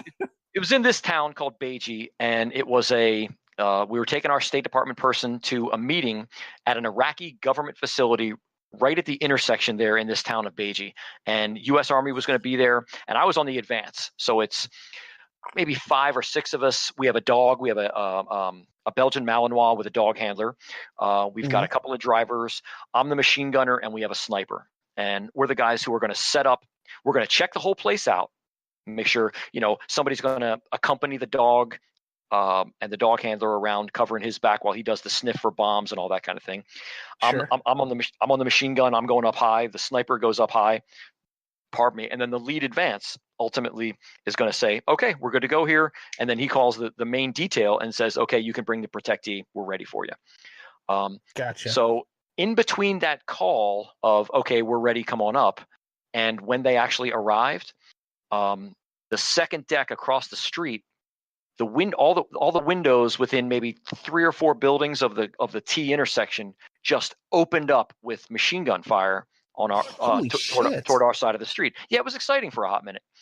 The thing is, they had waited until the Army got there, which sounds like a good idea because you get to kill more Americans. But these guys showed up in, I think they're Strikers. Are they the 8-wheeled vehicles? I think they're Strikers. I don't know. I know almost armored nothing vehicles, about right? Like transports. Yeah. So armored vehicles with a mounted machine gun on top. And these things, there were 2 of them, and they had 50 cals. Okay, so I'm up there with a saw, an M249 saw. Okay, Jesus Christ. And these man. guys, so these PKM machine guns opened up on us from across the street, and I'm like, oh my gosh! So I'm like, yes, finally! So I start shooting with my saw, and I'm just shooting into muzzle flashes, trying to suppress these guns. And then these Army guys swivel around with their 50 cals, and they're shooting up from ground level, and they just ripped this place in half. A 50 caliber is truly an impressive weapon. Oh, yeah. So, it goes through doors, walls, fucking soda machines, concrete, metal. Everything, dude. There's no stuff. You don't even have to aim really. You wherever you hear stuff, you point it, and you ain't got a problem over here no more. Handled. But so one of our guys got on the radio and basically waved off our protection detail, and said, hey, we're you can hear in the background we're kind of in a gunfight, so you guys turn around and go back to the base. We'll okay, you guys need help, should we drop our dude off, come help you? We're like, no, big Army is here, it's getting handled. We're in good shape. Right. So we lay down suppressive fire with the machine guns, and then Army put some guys on foot, and they went across the street and they cleared those buildings. And it was 6 or 7 guys with PKM machine guns, which is it's like the Soviet bloc version of the M60 is a PKM. Oh wow, okay, gotcha. And there's a little more powder behind it, but it's an impressive weapon. It looks kind of it's good for the rooms and hallways. Yes. Oh, yes. Yeah. But anyway, so that all got suppressed and taken care of, and it was very exciting. We had, some other small scale stuff, but that was the one big serious gunfight. It was quite exciting. And you know, I had a special relationship with that saw after that. I'll bet. Yeah, I called her the bitch hog, and we were very good friends. How many people do you think were in the buildings? How many muzzle flashes do you imagine? Yeah, like I said, I think there were 6 or 7, and I'm guessing there were probably 2 guys per gun. You know, you have a gunner and an A gunner. Sure. If you're gonna do it smart, you know, somebody to handle the ammo to do. So yeah, it was an organized thing. Now, did any of your guys get hit? No, we didn't have any injuries, any casualties on our that's side. Lucky. Thank God. Yeah, I mean, you know, the thing is, again, we're dealing with folks who they don't aim firearms so much as point them in the general direction. And again, it's a cultural thing, and they do that inshallah, if God wills it. If God wants these people to be dead, my bullets will go and kill them. Otherwise, they will not, because inshallah, if God wills it. You know, you make an appointment with somebody, with an Iraqi, you know, and okay, so I'll see you tomorrow at 10. Inshallah. No, dude. No, I'm going to be here at 9:45. So, you know, to guarantee that the meeting starts at 10. So I would like you to, okay. Inshallah. No. That's how they roll, dude. Inshallah. So they weren't necessarily really using front sight, rear sight, you know, sight alignment, sight picture, you know, stock weld, all that. Jesus, man. Why even keep your eyes open? Hey, that's how they roll, man. I like a red dot. Yeah. So it was exciting. Yeah. I'll bet. But you know, you know, some minor fun things at the World Bank. I almost flipped a Chinese photographer over a second floor balcony when he kept. I was the advance, and so I'm the lead guy in the detail, and he keeps trying to move around me and move inside of what they call it the diamond, where you have the advances in the front, the shift lead is in the back, you have left and right security, and then inside that diamond provided by those 4 guys, you have the protectee and what they call the AIC, the agent in charge, which is like the guy who works the protectee, and that's his only concern. Okay, so this photographer kept trying to move around me and step inside the diamond to get a picture of Wolfowitz, and this guy spoke English, and I'm trying to tell him, hey bro, just wait, don't step inside my diamond, don't try to move past me. Just wait. Yeah. There's going to be time for pictures. Just wait. And he kept trying to do it. So I eventually I kind of raised my hand to one of the guys, the right or left guy, and I'm like, hey, you got to take my spot. And I just pushed this guy, like body. I didn't really lay hands on him too much, but I just sort of chest up against him, and he's 6 or 8 inches shorter than me. And I just put my chest up against him, and I mashed him against the railing, and the railing's going like across the small of his back, and I started leaning forward, which is leaning him backwards over the railing, and we're 2 floors up from like a marble floor. And I said, I told you not to try and step into my diamond. I said, now, if you don't want something very, very bad to happen to you, stay out of my diamond. There will be time for pictures. Did he get mad? Did he get scared? No. Did he fucking say anything? He was very, very apologetic. I'm sorry. You're right. I'm sorry. You're right. I'm sorry. I said, okay, well, we're just going to stand right here until my guys get to where they're going, and then we'll move off and do our thing. I'm going to do my job, and you go and do your job. Oh, that's too funny. Yeah, it was that was a great gig. I worked with some great guys. It was a cool mission. Like I said, I traveled quite a bit. And it was it's how much time did you spend with Wolfowitz? A little over 2 years. How close did you get to him? Did you here's the thing, man. The guy? Oh yeah, quite a bit. But the thing is, some people, that one of the classic ways to get yourself run off of a detail is to try to turn a professional relationship into a personal relationship. And a lot of people trip themselves up that way. I spent a lot of time with a man, and we talk from time to time, and then suddenly I think we're friends. No, we're not friends. I'm the hired help. Okay, right. I'm like the maid, but I've got a gun. Okay, so Sure. the maid isn't going to like sit down and kick her feet up on the coffee table and like chat with the boss and drink a beer when the ball game's on. That's not how it works. You know. No, but I mean, and forgive me if I came across as though I thought that would be the case. I totally understand that it's not. I guess my question is just how much did you get to know the guy, how he thinks, and how what was your impression of them? Very, very smart. And very serious. One of his big the big things that he emphasized when he was there at the bank was corruption, was going against corruption. And one of the initiatives, they managed to get back hundreds of millions of dollars from, I can't remember the name, the particular country now, but a particularly corrupt African republic that had absconded with a lot of World Bank and International Monetary Fund and a bunch of money that had been sent to them for development. It had ended up in the leader's Swiss bank account, and they worked with the follow-on leader and the Swiss banks, and they got a lot of that money back. And one of Wolfowitz's big initiatives, one of his big pushes was, hey, if we're dealing with a kleptocrat, someone who got the job of president just to loot the treasury, and he's already taken all of his country's money, we probably shouldn't give him our money to add to his bank account. And sure. he took a lot of heat from particularly the Europeans, who hated him anyway because he was conservative, because he was George Bush's guy. Well, it's true.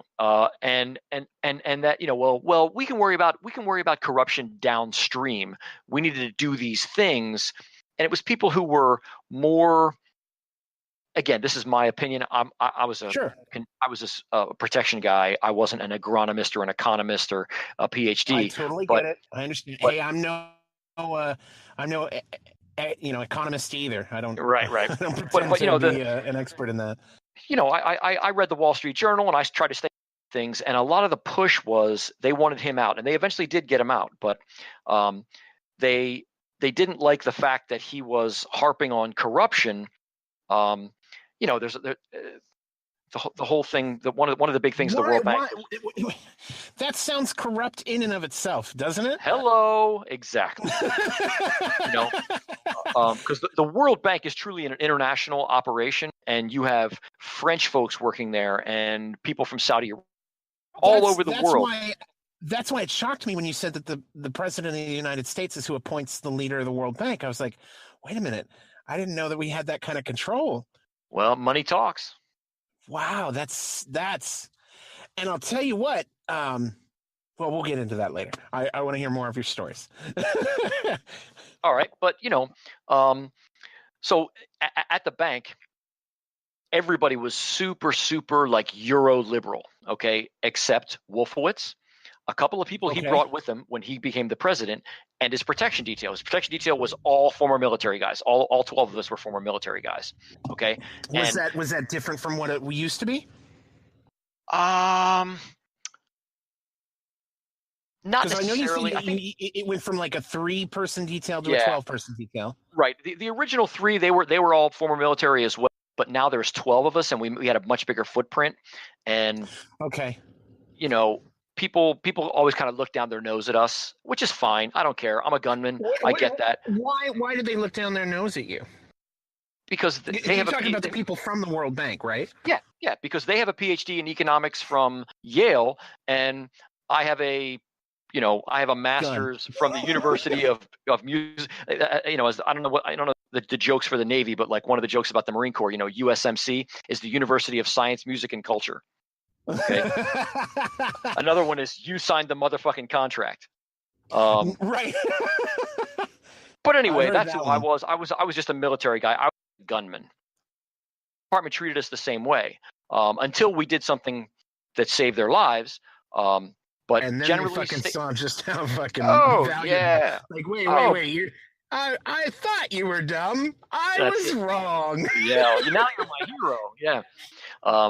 But I get it. That's fine. I didn't take it personally. I'm just a gunman. I know my role, and I stay in my lane. Okay. But it was funny to see how people they thought they were so Machiavellian and all that, but they were. I mean, if I noticed it, if the gunman noticed it, then everybody understood what was going on. Oh yeah. And what can you give us an idea as to what you mean when you're talking about people were trying to be Machiavellian? Well, they were trying to force him out. They didn't want him there. They wanted a European. They didn't care who funded what. They wanted a European, not an American, and especially not George Bush's guy. Okay. Do you now? I'm curious to know. Did you feel like there was any anti-Semitism directed his way as well? I don't know. I wasn't involved. I wasn't in the room for the conversations. It wouldn't have surprised me. But you didn't get the direct impression. It wasn't made clear that these guys don't like him also because he's Jewish. Right. It was basically he's George W. Bush's guy, and that's bad enough. He's a conservative. That's bad enough. Right. I mean, that's legit, man. So when he became president of the World Bank, his girlfriend worked at the bank, and what they did is they worked something out where the World Bank seconded her on to the State Department, so she wasn't, like under his direct supervision, even though that happens all the time in the government, all the time, nepotism. Okay. But in this case, hey, and he went to the bank and said, hey, can we make this happen? Sure, we'll do this. He went to the ethics committee and said, hey, can we make this happen? So it sounds like he did this by the book. Yes. But later on, the board of the bank said, well, you shouldn't have gone straight to ethics. You should have come to the whole board and let us vote on it and us make the decision, whatever. So he eventually resigned. Is that how they got him out? Yes and no. He eventually resigned just to stop the bullshit. They didn't literally like have a vote and force him out. He resigned from the bank. But it was just such a toxic environment that he was having trouble like doing his job running this organization with all this bullshit going on. It was like Brett Kavanaugh, if there's going to be investigation after investigation and impeachment attempt after impeachment attempt while he's a sitting justice of the Supreme Court, how hard is it going to be for him to be a legit paying attention to, the letter of the law kind of judge or justice, I should say. Right. He's going to be too distracted to do his job. Yeah. Hopefully not. But yeah. So anyway. Well, I mean, I don't know about you, but I think while we're on the subject, I really feel that the way that the Dems and the left and the libs handled this whole Kavanaugh business, really the optics were entirely negative for them. I really feel like they did damage to themselves instead of doing. The polls actually reflected that. What's Say that? again, Adam? The polls actually reflected that the Democrats had like a 14-point lead, and that got cut in half. Right, and they've energized a lot of people who it's are really surprising. Deeply offended at what they've done now. Oh yeah, man. I mean, just the amount of fucking outrage. And we're a month from the midterms. Just on a personal level, right? And that I don't think that escaped anybody. Right. Right. Like nobody's dumb enough to not see what they're trying to do, and the underhanded way in which they tried to do it. And I'm so glad. I was really, really nervous there for a second because I was like, man, if they fucking succeed at getting Kavanaugh removed. Here's the thing. Based on allegations alone, like that sets a dangerous fucking precedent, man. Well, they started out saying he's a rapist, okay, and then as the legs were kept getting kicked out from under all the accusers, it went down to he was a binge drinker, and then it went down to he got in a bar fight, and then it finally ended up he apparently threw an ice cube at somebody in a bar one time when he was in 1985. Right, dude. Yeah. If all I can say is I am very glad that I went to high school and that I was in the before the age of cell phone cameras. Okay, because woo. Yeah, I wouldn't want that stuff to make it onto Facebook or YouTube. I can tell you that. But yeah, I'll hear you. I agree. I totally agree. You know, and the accusers, all the main pillars of their accusations kept getting denied by the witnesses they brought forward. Correct. And then you had my favorite. One of my favorite things was who was it? The Hispanic chick who said he waved his dick in her face. Ramirez. Ramirez. I had Jimenez in my fucking head, but I knew it wasn't Jimenez, and I didn't want to say it and then be like, yeah, whatever. Like, have it be like racist. Yeah, like Ramirez, Valdez, whatever the fuck ever. But no, like my favorite part of her accusation was when they brought forth this guy who was at that party who said, yeah, I heard about that too. So I'm corroborating that. I mean, I didn't see it, but I heard about it secondhand. And then the person that he said he heard it from said, no, I never said that, and I didn't hear anything about that. Right. And they still presented that guy's story like that's where it should have ended. The thing that I love about that story is how the woman said that she originally didn't remember that it was him, but then took 6 days to talk with her lawyer and collect her thoughts, because that's totally not a red flag or anything. And also, that's totally how memory works. Like, no, he's talking about Blasey Ford, the original. No, the second one. The second one. Is that right? Yeah, because she was drunk. She admitted, like, I was drunk at this party. She's like, I was drunk at this party, but I know that Kavanaugh exposed himself to me. And I know that it was Kavanaugh because I thought about it for 6 days with my lawyer. Yeah, it's amazing. And it's like people actually believed this. Like, people were so ready to sink this guy that they were ready to jump on something as absurd as that.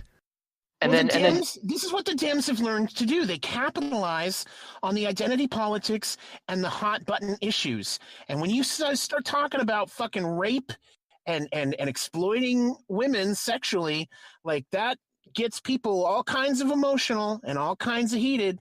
And it's right out of Views for Radicals by Saul Alinsky. That's their guidebook for this kind of thing. Yep, they stop fucking thinking. People stop thinking, and you have to. Go ahead. No, just like Cory Booker, the senator from New Jersey. He's Spartacus. He styles himself as Spartacus. I guess he forgot what happened to Spartacus and all of his friends after the Third Servile War. Crassus crucified 6,000 people along the Appian Way. But at any rate, Cory Booker.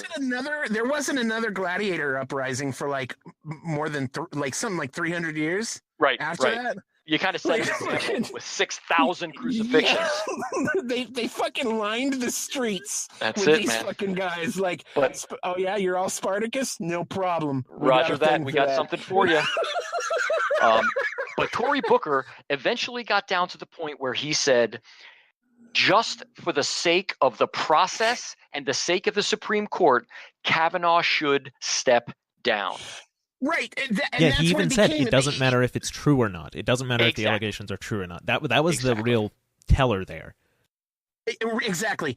When they started saying that we want somebody who's squeaky clean, well, that doesn't make sense if all we're talking about are uncorroborated, unconfirmed allegations, because the next person to come in, you guys can do this all over again. Exactly. And random people can come right out of the woodwork and say, so-and-so touched me, and via allegations alone, well, now you're not squeaky clean anymore, so you should step down as well. And then it just never ends. That's stupid. It's absolutely ludicrous. Hey, listen, my friend, we're all subject to that now. If they can do it to him, what makes you think they can't do it to you or me? Exactly. So, anyway, yeah, no, and that's why, and this has created another way for them to divide us even further. Like, I feel like the primary division that they've been hounding on or hammering at has been race for years now. I mean, I used to ask, do you remember? Here, I'll ask you. Remember the way things were prior to Obama first taking office? Sure. Okay. from your recollection, prior to Obama, were race relations worse or better than than they ended up 8 years later? No, I'm not sure it can be laid at Obama's feet. I think it's a sign of the times, but they've definitely gotten worse. And I think they've definitely gotten worse. And I'm not saying I'm not putting it on Obama specifically or alone, right. even, but definitely his party, his side, like the liberals, the Dems, the left, have the people who claim to be about unity, in my opinion, have done quite the opposite, and they've made things far worse. Because it comes down, going back to we started out talking about communism. Going back to Marxism was originally a competition between the economic classes. It was the workers and the bourgeoisie. Okay. Yeah. Well, the haves and the have-nots. Nobody's buying that anymore. So what do? They break it down to a much smaller group, and they say, "Oh, it's the blacks versus the browns versus the whites versus the Native Americans versus the Asians," or they say the gays versus the straights, or the trans versus the gays versus the lesbians versus the straights. And they try to divide up into ever smaller and ever smaller and ever smaller aggrieved groups who they can put into conflict with one another. And then you get that progressive stack. Who's more oppressed and who's more of a victim? You got it. It's fucking ridiculous, and it's so infuriating, and it's so stupid.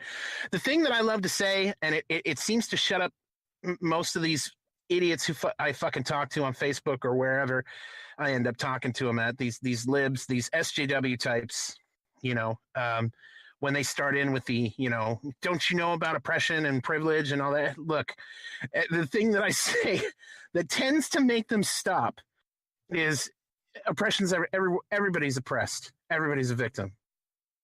That's it, man. I mean, I'm a white, cis, heterosexual male. Okay. So I'm at the very, very top of the patriarchy power hierarchy. Okay, I'm like some kind of like super villain demigod up here. Okay, family is all like fairly recent immigrants. I'm talking the early 20th century. Okay, and dirt poor. Okay. Mm-hmm. Now, when it comes to advantages, I don't know. My parents got married before they had kids. Okay, and they stayed married for years until we were teenagers, which is huge, because more than race or economic background or education or anything else, what closely with all the negative outcomes like drug abuse and suicide and imprisonment and things like that is single parent homes. You got it, brother. You got it.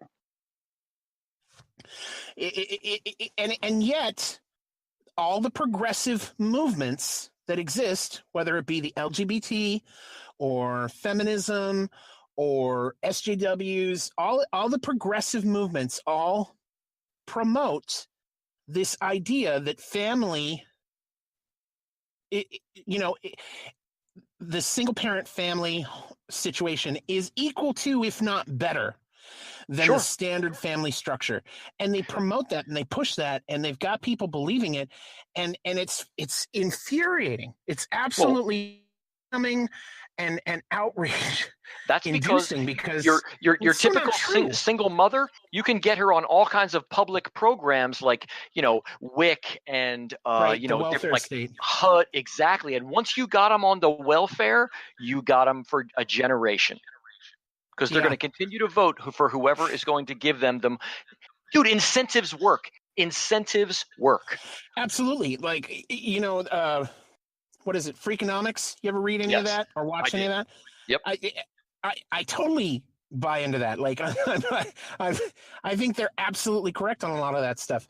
Like, one of the things that they talk about, just as an example, and one of the reasons that I'm not entirely anti-abortion is they did a piece on that, and it talked about how in Romania they banned it. They made it illegal. and you had a ton of you just had all these people having kids that they couldn't do anything about it, and they were dropping them off in fucking, at orphanages and in front of fucking churches, and they just had this influx of kids that were being abandoned, and they went into the system, and it was just like a fucking one-way ticket to becoming a criminal adult.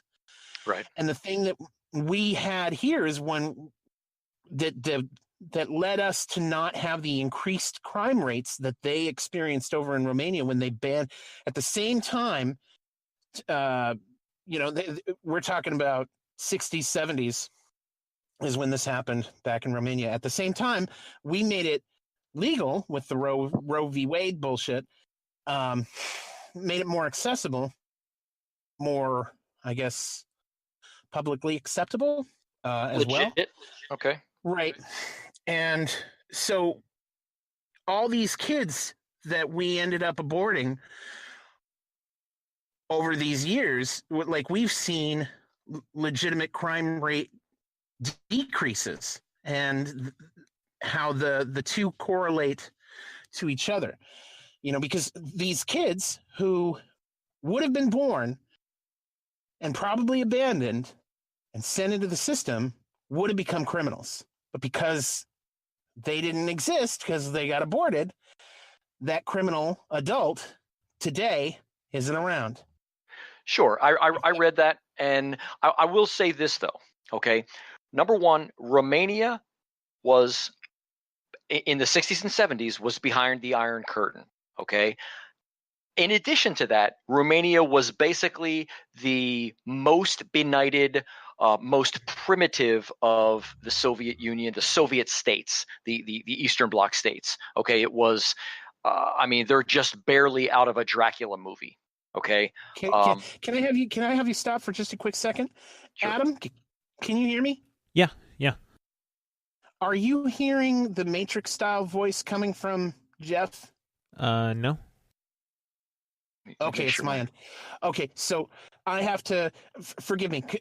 If you guys could go ahead and continue with the conversation, I'm going to shut down and restart. I'm having mic issues, so my apologies. Right. Adam, it's on you. Sure. Okay, so what were you going to say about Romania? Yeah, my point was basically just that, he's using the difference in outcome between the United States and Romania. In the U.S. it's since Roe v. Wade, and in Romania it's since the 60s. Okay, well, in the 1960s through 1991, Romania was behind the Iron Curtain. But Romania was the lowest economic achiever of the Soviet bloc. Romania was, countryside and mountains. It wasn't an urban landscape at all. Okay, so I think it's kind of like, it's kind of cherry picking your opposing sides to make an argument like that. Yeah. That's all I would say. And also, yes, when you abort potential criminals, they're no longer criminals. Duh. Doesn't make it ethical at all. But also, if you take a kid to an orphanage and dump a kid in an orphanage in Romania, people don't adopt those kids. The same thing in Russia. Americans were, until all the sanctions, Americans were adopting kids from Russia hand over fist. Okay, there are no kids in orphanages in America. Hey, maybe that's Roe v. Wade. Okay, I'll grant you that. But if there had been, and I don't have any idea about the numbers, but some of those kids, I don't doubt would have been adopted and given decent homes in the States here. Probably not all of them, of course. Okay. But in Romania, there was no chance kids in Romanian orphanages were going to have a favorable outcome if, they weren't going to get adopted. Yeah. So I don't know. Just I think, like I said, I think it's a little bit of a cherry picked argument. Yeah, you gotta compare cultures that are similar enough, and economic circumstances, which the U.S. and Romania are very, very not alike at all. Right. Yeah. How the hell did we get off? Oh yeah. Okay. Yeah. Talking about the racial divisions, and then we got off on economics and yeah. Boy, that took a weird right turn there, didn't it? That's how these go. Yeah. I only have one question from chat, so you all listening, come up with more. Yeah.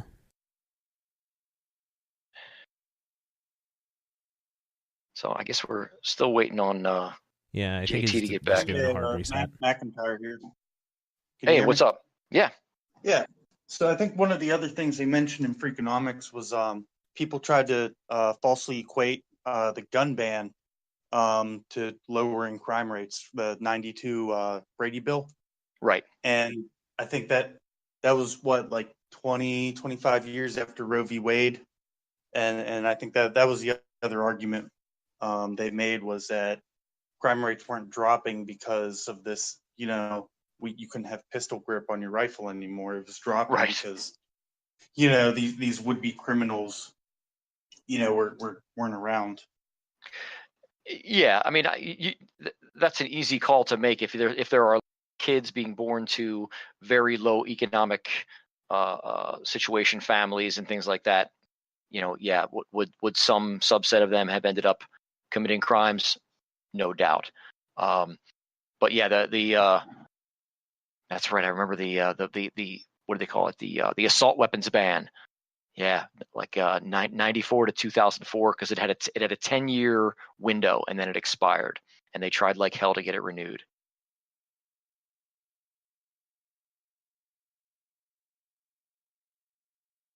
So speaking of guns, what do you have in your arsenal that you lost in the lake so far?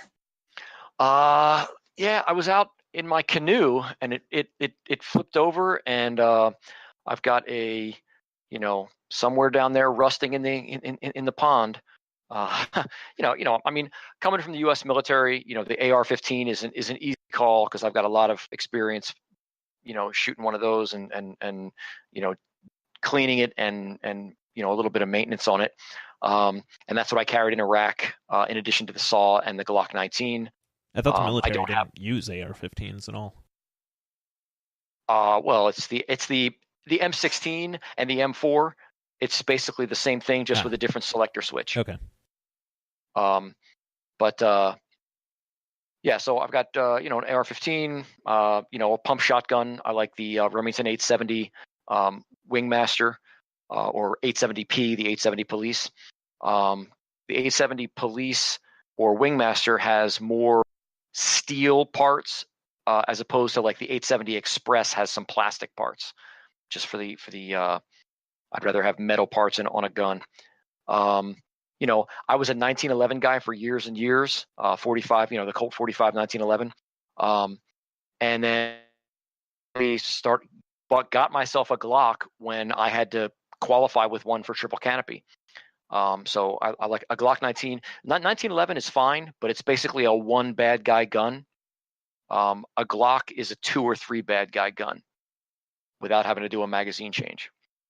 I don't really have too much that's really exotic.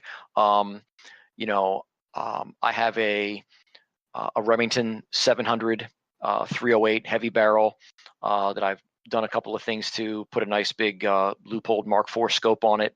And, I'm no kind of sniper. I've been to one bolt action rifle scoped rifle class. But it's that rifle shoots better than I can shoot it. And I can easily reach out to 600 yards consistently. And, they call it minute of bad guy, where, can repeatedly put rounds where I want them. Does Jeff listen to Jason Stapleton? Huh. I am not familiar with Jason Stapleton, Scott. Let's see what else. Like I said, I still have a couple of 1911. That's the year they were introduced, or that they were acquired by the U.S. military. If it's not broke, don't fix it. There you go, man. I mean, John Moses Browning, he brought us the 1911, the Browning High Power, all kinds of good stuff. you know. Auger, you back? Oh, So he's server I was muted. jumping in. I was Yeah, jumping in and out Okay, of it. Auger should be back now. Yes, can you hear me? Yes, Yeah. we can. Oh yay! Okay, sorry about that. I tried like 2 times before the third time's a charm. I tried exiting out and shutting a bunch of stuff down, and I came back and I'd connect, and then I'd hear all that Matrix stuff. Your voices sound very robotic, and so I was like, oh, shit, what's going on my end? Because I knew it was my end. I just couldn't figure out how to solve it, but I guess I did. So yay! Now I understand you. Okay, good deal. So what all did I miss? We talked a little bit more about the Freakonomics stuff, and then we got a little bit off on a thing about guns, gun control for a second there, and then we're just talking about kind of like what's in the arsenal that I lost in a terrible boating accident. Oh, right. The stuff you dumped over in the river accidentally? Well, my canoe flipped. That happens, right? Right, of course. Sure. Happens a lot. Oh man, go ahead. No. You go right ahead. No, I was just going to say, I've got some, like I helped a buddy move, and I like helped him, do some errands and some running around and stuff like that. But he was Sure. moved by actual professional movers, and they, because of some kind of regulations, they will not take ammunition. So, the movers drive away, really? and he turns to me and says, yeah, I don't know, but I guess because it's explosives, really. But he says to me, hey, listen, I got a case and a half of this Yugoslavian AK-47 ammunition, so 1,500 rounds of 7.62 by 39. He says, will you take this? Because I can't take it. My car's already packed, and they drove away in the moving truck, and they wouldn't take it. I was like, okay. I mean, I'm going to say no to free ammo, right? So I threw it in my truck. Well, here's the thing, yeah. right? So I've got a case and a half of Yugo, good quality 7.62 by 39, and I don't own any kind of like AK or SKS, so I kind of have to buy one now. I kind of have to buy one, right? Like I can't just have the ammo and right? not have anything to put that ammo into. That would be crazy. That would absolutely So, yeah. So that's probably going to be my next purchase. New gun, yay! Yep. You went around with Wolfowitz. Right. We talked about that a bit. Right. So what happened after that? After that, I went trying to get back to Texas. I took a job on the protection detail for a hospital company CEO and I spent a year there. And that was pretty interesting. It was not exactly what it was initially advertised to be, because this was he's like a 38-year-old dude, multimillionaire, and he was divorced and had a 12-year-old son. And instead of being protection for the CEO, which is what I was hired to do, I ended up being the armed nanny for the 12-year-old. Which was odd for me, not having any kids myself. I mean, I like kids. That's fine. I was raised kind of old fashioned, and this kid, I had to teach this kid kind of to say please and thank you. I had to teach this kid, hey, the maid has gone home for the day. Don't just leave your dirty plate on the coffee table. Put it in the sink. Real nice kid. Movies with this premise. Yeah. It's real life though, baby. Like you were Vin Diesel in The Pacifier. Like that's it. Yeah. I didn't do any dance routines though. But he was a great kid, phenomenal athlete, quarterback. Now, he was a great quarterback. Maybe it's just a coincidence, but his dad paid the quarterback coach for Rice University to come to the house twice a week during the season and coach his son, aside from regular football practice. So, yeah, that's the advantage of being a multimillionaire, I guess. Right. This guy had like 22 cars, and they were all like they were like his low key cars were Porsches and BMWs. He had a Lamborghini. He had a Rolls Royce. The day I got hired, okay, so I fly down to Houston on Southwest Airlines from Dallas. Got my Brooks Brothers on. I go to the corporate. I guess the director of security go to the headquarters, the corporate headquarters, and Sure. I sit and wait. He's a busy guy. I get it. I sit and wait. Finally, they get me into the office. I talk to him for like 10 minutes, and it's not the usual questions about, tell me where, what have you done, and tell me something about your background, blah blah blah. But most of that What had kind already of been questions were taken. they? Well, he's asking me like philosophical questions. Do I, and he's like a military aficionado. He was never in the military, but he's like a military aficionado. He's got a bust of Napoleon, and he's got a painting of like Pickett's Charge, and we all know those guys. Yeah. So anyway, oh, you were in the Marine Corps? Yeah. Oh my God. Were you ever in Iraq? Yeah. So anyway, at a certain point, he says, "Okay, come with me." Okay, so we get up, we go down, it's me and him, me and the CEO and the corporate security guy, and going down the elevator, we grab a lawyer. So there's 4 of us. We drive someplace and we drop off, I guess, the lawyer, and then we're in the Rolls-Royce Phantom. Weird. We're in this guy's driving a Rolls-Royce Phantom, which is a $395,000 car. So I'm in a car more expensive than my house. Jesus Christ! And now the Rolls-Royce Phantom weighs, and I remember these numbers because it's one is 10 times the other. Rolls-Royce Phantom is 5,500 pounds and 550 horsepower, and it is dead silent. You cannot hear the engine running. It is so well insulated for sound. Are you fucking kidding me? Absolutely not. And this guy is driving it like it's like a Porsche or something. He's throwing it around like it's a little sports car. Okay. And and now it's he and I are having a conversation while we're driving, and I have no idea where we're going. He hasn't said, and I didn't ask. But we're driving on one of the highways there in Houston. And I said, and I noticed we're going about 120 miles an hour. And I asked him, have you been to some driving schools? He said, yeah, I went to Skip Barber and Bob Bondurant. I was like, oh, okay. I said, because you're legit throwing this thing around like it's nothing, and it's I as a professional driver myself, I'm just kind of impressed. And he kind of now he's all like, and I'm not like blowing smoke up his ass. I mean, the guy's legitimately like he's passing people by a coat of paint in a $400,000 car. Okay, so we pull up in front of a middle school, and he parks, and we get out, and we walk into the school. Okay, now. Only now do I find out he's got a 12-year-old son. This is the kid's school, and they're just about to ring the bell, and school's going to be out for the day. He walks me and this corporate security director to pick up his kid. Yes, not just that, but he walks us into the principal's office, and he tells the principal, "Hey, this is my new bodyguard, and he might be dropping Nick off and picking him up, and I need to like authorize that, or is there like a form or whatever?"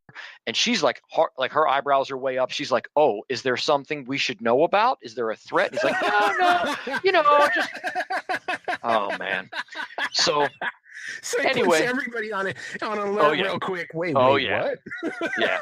So he talks her off the ledge, and she gets the form, and he signs the form, and I sign, and then the bell rings, and okay, hey, thanks a lot, Mrs. Whatever, then there's Nick, there's his son, and not real, like I said, real nice, good-looking kid, real nice kid, and okay, hey, Nick, come on, hey, Nick, this is Jeff. He's gonna be, you're gonna be seeing Jeff around. Okay, come on, let's go out. So we walk out front, and dude throws me the keys to his $400,000 Rolls-Royce Phantom, and he says, "Why don't you drive us back to the house?"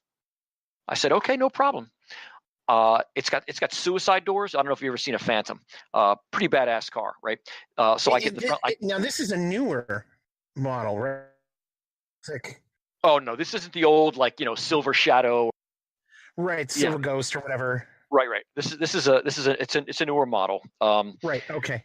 Really good. Like I said, 5,500 pounds, 550 horsepower, dead silent. Suicide and it doors. That's crazy to me. Super luxe, man. Super luxe, right? Wow. Anyway, so he tosses me the keys, and I've never driven a Rolls Royce. I've never stood next to a Rolls Royce. Okay, but the first detail I worked on in Dallas, the family had an S600, Mercedes S600, and it had one of those proximity keys. Okay, where you get in, and the circuit in the car picks up the key fob, and you put your foot on the brake, and the little engine start button lights up, and you mash the button and start the car. So I get in, and I'm looking for the same kind of thing in this, because there is no key. It's just a fob, and I look. And where the button should be is a little hatch, and the hatch has the same dimensions as if you're looking at the end of the fob, like end on. So I slide it in, and there's like a positive click, and the fob has now interacted with the vehicle. Okay, this is good. I put my foot on the brake and hit the button, and the car starts. And it's the only way you can tell this car is running is because the needle has come off the pin on the odometer. Okay. Wow. So now everybody's in. The corporate security officer is sitting next to me in the front seat, and dude and his son are in the back. Okay, so this is just like driving Miss Daisy, right? So Yeah. I put it in gear and I drive away, and we get back out on the road. And this is a guy who does not like to go the speed limit. It's like Wolfowitz. Wolfowitz never wanted to go to the speed limit. He always wanted to go as fast as he could go, which is cool, but it gets you in trouble. Well, it could possibly, yeah. So anyway, so I'm driving this car faster than I should, but I'm driving it like 80 instead of 120 like he was driving it, because it's not my $400,000 car. So now that the 12-year-old kid is in the car, the boss asked me, "So you were in Iraq, huh?" Yeah. He said, "What guns did you carry?" Oh, the M249 SAW, and the Glock 19 and an M4. And he says, "What do you think his next question was?" Did you ever shoot anybody? That's exactly right. So did you kill I anybody? fucking knew it. Did you kill anybody when you were over there? He's asking me this in front of his 12-year-old kid, and I was just like, oh "Fucking really? Really?" I said, That's you know, great. and you know, apart, man. Yeah. So I sort of glossed over the top of my, Beige shootout story, and said, it was just a little kind of crazy and hazy there. It got a little loud for a minute, but it's a 12-year-old boy. I'm not going to go all, R-rated on this kid. So it was just odd. Like I zoomed in, I sighted on his fucking skull, and I watched the pink mist. Right, like exactly. It was awesome. It was everything I had hoped it would be. I watched in the front of his face cave in, his eyes bulged out. Turned his head into a canoe. Oh man. So it was and again, I got to drive great cars. I set my personal land speed record in a 2007 Porsche GT3 RS, and on the open road I was north of 165 miles an hour, not quite 170. Oh fuck! I haven't gone that fast. Which was, and let me tell you something, man. I've gone 130. That's as fast as I've gone. The world comes at you very, very fast. Yeah. It's like looking at the world through a toilet paper tube, That's fucking cool, man. So, but I got to do some fun stuff. It was just a little odd because I spent most of my time with this kid. With a kid. And the father was either doing business or he was socializing or whatever. That's really interesting. Yeah. And you didn't know it was going to be like that. I had no idea. I thought I was going to be protecting the CEO. How long did you? I was there a year, and then I ended up going back to. I wanted to get. My wife and my house are in Dallas, so I wanted to get back there. I went back home and was working sort of part-time, doing some short-term executive protection gigs, and then I was also doing some training stuff. And then went back to Iraq for a company that had a bunch of DoD contracts and did a bunch of like mobile training team stuff when they were setting up new security forces on U.S. military FOBs in Iraq. So I spent some consecutive time there. I did a bunch of different things. I spent 3 years with that company, was in and out of Iraq probably 6 or 7 times, Afghanistan probably 4 or 5 times. That's the company I worked for when I went to Haiti after the earthquake in 2010, and we did the protection detail for Wyclef. Right, that's right. You did work with Wyclef Jean. I know you had mentioned that. Yeah, and I said that's the picture that you put your face over. You put your face over Wyclef. On the picture, and if you look, I look like I'm a little beat up, a little like rumpled and stuff, and that's because I had spent the night on a floor. I pulled like a couch cushion off the couch and used because it was like a bunch of people in this house, and there was no bed space or even sofa space. But I ended up getting like where you could. Yeah, so I slept on the floor. So I woke up in the morning not feeling all that great, and here's Wyclef, and that was interesting, man. Let me tell you something. Anybody who thinks it's easy to be very blasé about how good we have it here in this country, and you hear stuff, the water system in Flint, Michigan, there's lead in the water. I get it, right? But we have it so good here, man. I've been places, Lahore, Pakistan, Port-au-Prince, Haiti, all kinds of places where, absolutely, Kandahar, Afghanistan. People would give their left arm to have it as bad as we have it here. Of course, and then that's where I was going with that. Like our definition of poverty is in like 3/4 of the country doing pretty well. Yeah, it's or not 3/4 of the country. Sorry, 3/4 of the world. Poor people in America are generally overweight. Poor people in the rest of the world are generally pretty skinny, starving. Yeah. Yep. When the earthquake hit Haiti in 2010, they had one prison, and the earthquake basically knocked the walls down of the prison. And out of the 4,500 prisoners there, about 4,000 did a runner. Okay, and the Haitian police is Haiti doesn't have an army after all, like the Baby Doc and Papa Doc Duvalier and all the death squads. Haiti disbanded their army, but they have the PNH, the Police Nationale de Haiti, and the police had no place to put these people if they had rearrested them. So essentially what happened was there was sort of an official, unofficial shoot on sight order, and they killed about 1,200 people in 3 or 4 weeks. And I mean, I'm talking like, these weren't people who like had, they got arrested because they had an expired registration on their car. These are murderers. These are gangsters. Murderers. Yeah. Now,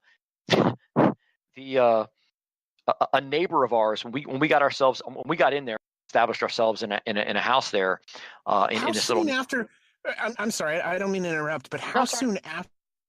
Did 5 or you 6 end days. Up there with Wyclef?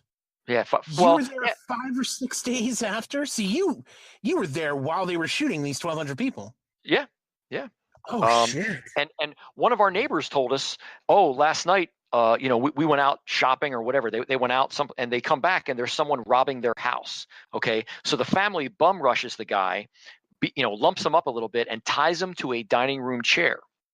Then they call the police, and the police are like, "Oh, somebody's breaking into your house." Okay, so boom, police car shows up. Cop comes in and says, "Okay, so what did they steal?" I said, No, they didn't take anything. We got him. You got him? What do you mean you got him? Oh, he's in here. Walks the cop around. He's tied to a chair. The cop just looks at him like, are you fucking kidding me with this? The cop draws his sidearm, aims in, shoots the guy in the chest, holsters up and says, don't waste our time like this, and walked out. Good Lord. Okay, so he shot the guy? Shot the guy and left his corpse tied to a dining room chair, and then like lectured the guy, like, don't waste our time like this. And this is in Port-au-Prince. Yes. Oh, fuck me, dude. Yeah, it was a mess, man. I mean, the thing, like, there was more destruction in Port-au-Prince, Haiti than there was in Baghdad, Iraq. And that is no exaggeration. Shit. Oh, yeah. Here's the thing. There are no building codes in Haiti. So when you build a structure, you build it to whatever level of support and infrastructure you want or that you can afford. Okay, I saw pancake buildings Christ. And big concrete slabs with absolutely no rebar in them. What? That's legit, my God. Man. That's legit. The hotel was the big, like, nice Western hotel. That's where celebrities and wealthy people stayed when they went to Port-au-Prince. It fell like a house of cards. It just pancaked, and it killed 20 or 30 people. Holy shit. Oh yeah, man. It was crazy. And we're not allowed to call these places shitholes. What are you going to do? It's an alternative way of life. I'll just say that, in Haiti, you have to know somebody to really get things done. And I went down there with a guy who knew people. He had lived in Haiti after he retired from the army. He spoke fluent Creole, or speaks fluent Creole, I should say. So we get down there. He knows people. We had some connections. We leveraged those connections. And he got us some government IDs that were essentially carte blanche. It was pass through police checkpoints. It was carry of firearms, things like that. So we went on the market. And you can go to like the one authorized run by the police gun store, and there's it's going to cost you $1,500 for this and that. Okay, that's all well and good. We swung a deal and ended up buying, what did we get? I think 3 Glocks and a Browning high power, spare mags, mag pouches, holsters, and ammo for like $3,000, cash on the barrelhead. And that was a bargain, my friend. That was a bargain. And but we were armed. We're a security. We're security dudes, and now we're armed. Wow. And why? Let me tell you, man. Wyclef was a trip. That guy. I mean, he's a celebrity. He's he's a singer. He was born in Haiti. He was ethnically Haitian. Yeah. I don't know if that's ethnic. I don't know if that's a thing, being ethnically Haitian, but he's Haitian. Okay. Yeah. But right. And he tried to run for president after that whole thing was over, but they passed. He did? Oh yeah. They passed a law specifically targeted at him, saying you couldn't run for president in Haiti unless you had lived there in the past 10 years, because he left when he was a kid. So that disqualified him automatically. Now, who ran and won the presidency in the election that Wyclef was not allowed to run in? Another musician, a guy named Martelli. Yeah, I know. What the fuck? Why are they making musicians their president? Dude, man, I don't know. This is not a good idea. Well, they've had a pretty bad track record with. I mean, think about Baby Doc Duvalier and Dobson and some of these other people. Yeah. Fuck yeah. So working Wyclef, Wyclef shows up. We're ready for him, right? We've got an armored Land Cruiser, and somebody has worked a little bit of horsepower on our behalf, and we are picking Wyclef up. He and the CEO of the Timberland company, they make boots and clothes and all that. Yeah. He and the CEO of Timberland are flying in on a helicopter, and they're going to land at the LZ on the grounds of the Dominican embassy there in Port-au-Prince. Okay, and we're going to pick them up there. Okay. So this I thought was kind of funny. It's me and another guy. We got the Land Cruiser, and we're on the grounds there. And an ABC News crew is also using that LZ because their helicopter is flying in a new relief crew who's coming in from Santo Domingo, Dominican Republic, on a helicopter. And the crew that's there is going to get on the helicopter when the crew that's on the helicopter gets off to replace them, right? Meanwhile, my partner and I are there getting set up, and we got everything figured out. We got bottles of water in the back of the Land Cruiser, and we're trying to keep. We're all set up. We're waiting for the helo to come in. We get a text message, hey, we're wheels up in Santo Domingo. We're on our way. We're 20 minutes out, whatever. And these ABC guys are going back and forth, moving some equipment around, whatever. And this one fucking douchebag has. You ever run into a guy who's like, hey, I've been to a lot of places and I've done a lot of things and I got all these passes. It's like, remember. I don't know. Like back in the day, like a Navy SEAL. Yeah. Well, the analogy I was going to use was, somebody who skis a lot and they go to all these ski resorts and they keep all their lift passes on their jacket, so you see how much they ski. And this one's for Aspen, right? That fucking guy. Okay. Yeah. Well, this ABC guy has a lanyard around his neck with like 15 laminates, all like ABC this and ABC that, right? And he's going back and forth, and he's eyeballing me and my partner, and he sees the Land Cruiser we have is armored. Okay. Yeah. And he's like checking us, and we're whatever, dude, do your thing. I fucking hate the press. I loathe the press. Okay. So this guy goes back and forth a couple of times. Say again. I said we're gonna have to talk about that in a good way. I mean, sure. In a good way. I'm with you on that entirely. Okay, go ahead. So this reporter goes by one time, and he sort of stops, and he says, hey, are you guys security? I forget exactly how he said it, but something to the effect of, are you security dudes? Yeah. Like what the fuck? What do you care? Didn't say that. Just said yeah, right? And he says, well, who are you guys with?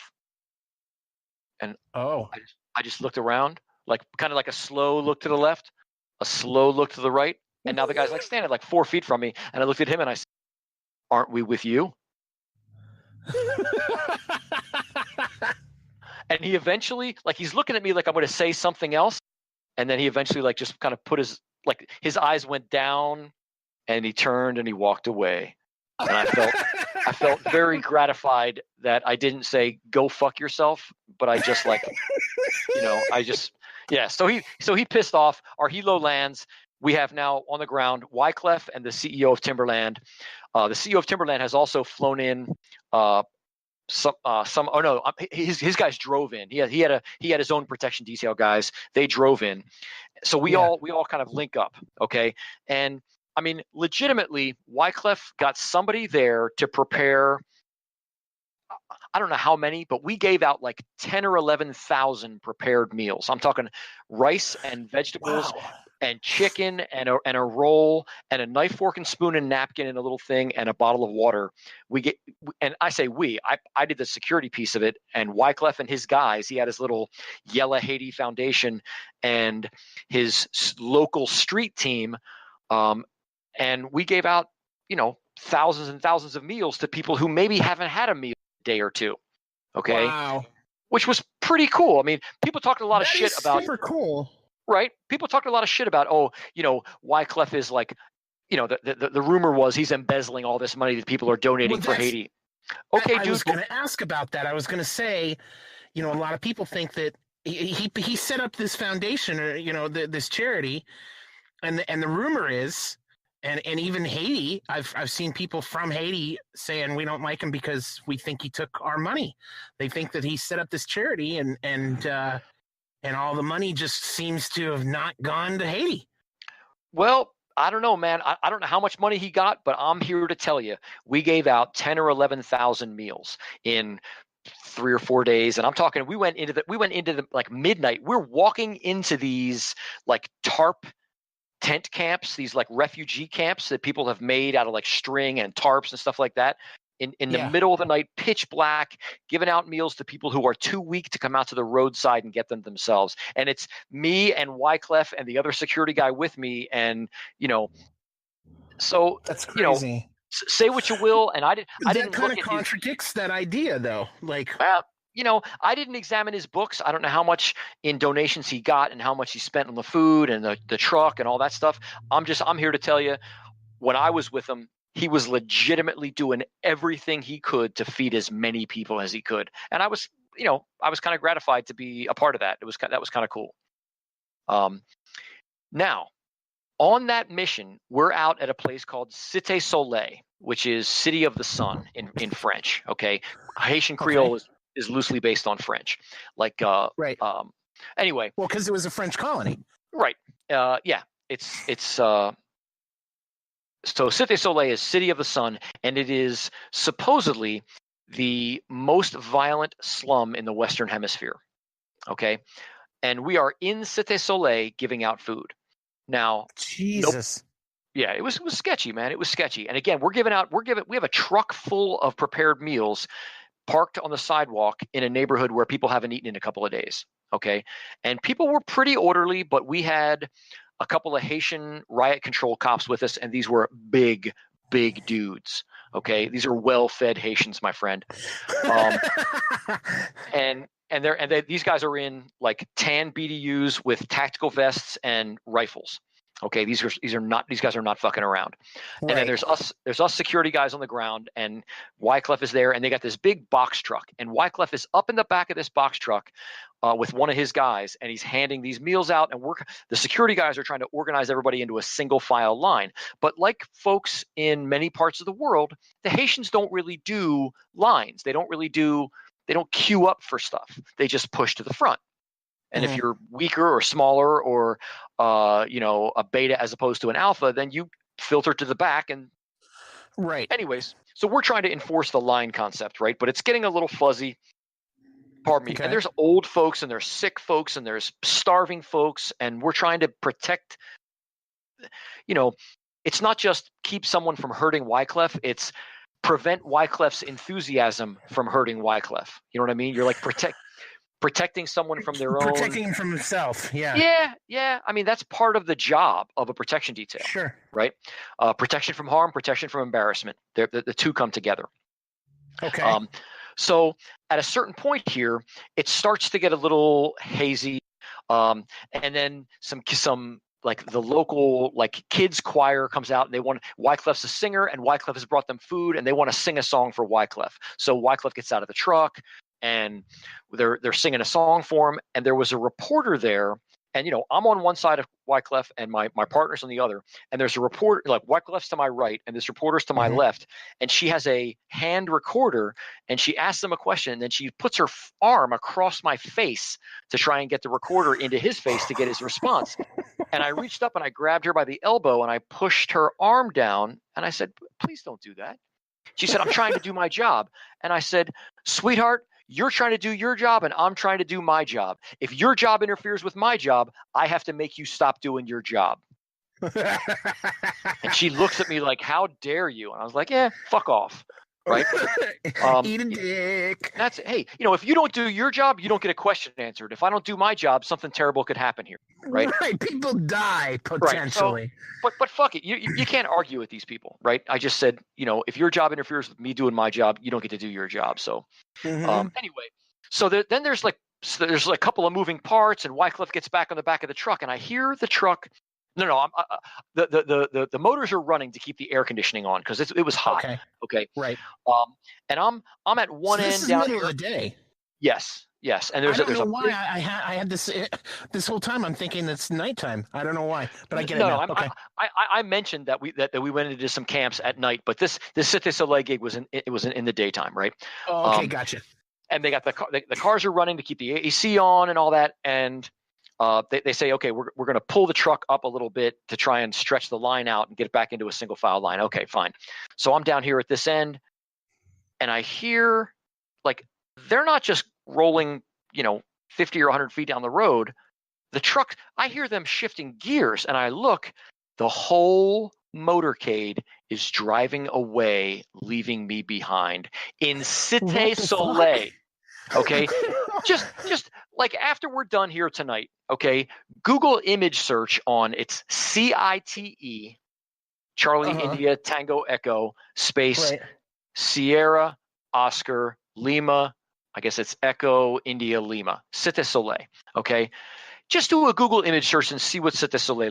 Okay, and they're leaving the big white guy behind.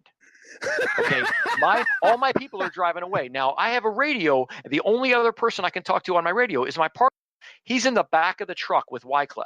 Okay, and I'm saying, it's basically he's security 1 and I'm security 2. So Sierra 1, this is Sierra 2. Come in. Sierra 1, Sierra 1, this is Sierra 2. Nothing. I'm getting no response, and they're going. So I said, oh, okay. I guess this is what we're doing, right? So I start jogging after the vehicle. Sure. Okay. And fuck yeah. Right now. So one thing I neglected to mention is like that morning out, it's like Wyclef introduces his security guy team and his street team. It's a bunch of locals, and they're all wearing his Yellow Haiti Foundation T-shirt. And there's one guy who has an 8-cornered navy woodland camouflage utility cover. Okay. And it's navy because it doesn't have an eagle of an anchor on the front of it, right? It's navy because it's blank. Okay, because you guys pinned the rank there, right? Yeah. Okay, so I noticed the hat, and this guy gets introduced. His name is Moses, right? I'm like, hey, Moses, how you doing, man? He says, oh, thank you, Mr. Okay, great. Anyway, so trucks are driving away, leaving me behind. I'm calling the radio, no response. So I start running. Now I've got on body armor, under like soft body armor, like to stop pistol rounds, under a button-up shirt that's not tucked in. I've got a ferociously fashionable fanny pack with a spare magazine and a spare radio battery and some others, like a Cliff Bar, stuff like that. And I've got a holster that the thumb snap won't snap. So my pistol's bouncing as I run. So I got to keep one hand, my right hand is occupied holding my pistol into my holster as I run. Right. So I'm running. And the kids, and not just kids, they see the one white guy for, I don't know, a mile in any direction is running. And they decide, oh, I guess we're jogging now. And they start running either after me / with me, something down the road. Okay. This is interesting now. We're like, is this like a PT formation?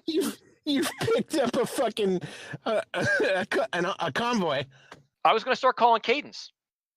Right. So running down now, I see the vehicles go around a corner and they're gone.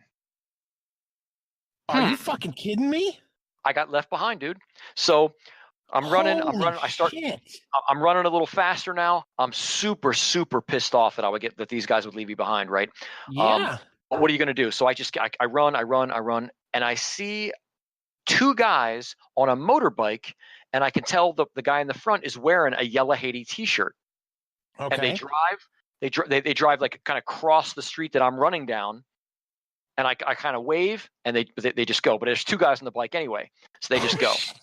And I run probably another 10 or 15 minutes. Yeah. And here comes a motorbike, and the guy on the motorbike has got a Yellow Haiti t-shirt and a woodland camouflage navy cover on. My boy Moses. Oh, it's Moses. Right? And there's nobody on the back of the bike. So Moses comes, pulls right up to me, around behind me, and then goes facing the same direction I was running, the direction that the trucks went. Yeah. And I forget what exactly he said. I climbed on the back, grabbed a hold of him, and I said, "Ale, ale, ale," and off we went. Okay. And we went for another some distance, and there's all the vehicles pulled over to the side of the road. And I got to admit, I was a little unhappy by this Just point. a little bit. You know, now you saw the movie Black Hawk Down? Yeah. Okay, you know, at the end of it, they have to do the Mogadishu Mile to run out of the city, out of the gunfight into the soccer stadium there where the Pakistani army was. Well, yes. this was my like Cité Soleil mile. Okay, I'm soaked in sweat. I'm all out of breath. I'm all, you know, my mouth is all dry, and I'm fucking nuclear pissed. Like, you fucking left me behind, asshole. You didn't leave me behind in Denver. You left me behind in Cité Soleil, Port-au-Prince, Haiti. Okay. And the guys, and my partner was like, "Hey man, I was in the back of the truck, and it's a box truck. There's no way to communicate with the driver." And the driver started driving, and everybody else just followed the driver because they thought we were driving now. Oh, you know? Jesus Christ. Dude, it was crazy, man. I was just that had to be a harrowing experience. Well, it was a little sketchy. It was a little sketchy, my Soleil mile. And, you know, but I decided that I should probably not shoot anybody over that, and let's just get back in the cars and go do our thing. So, right. You know, it was a fun gig, man. We've hit the 2. Man, JT just cannot get a break. That was beautiful timing.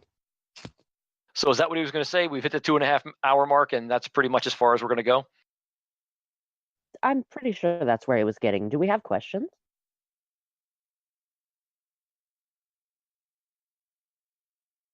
Adam's steady at 1 anyway. Of course I get disconnected right when I'm fucking talking. Naturally. So you said we've hit the 2.5 hour mark. We have hit the 2.5 hour mark. This is usually where we end the show. But if you're willing to stick around for another half hour or so, we can continue. We have some questions. Okay, lined up. Yeah.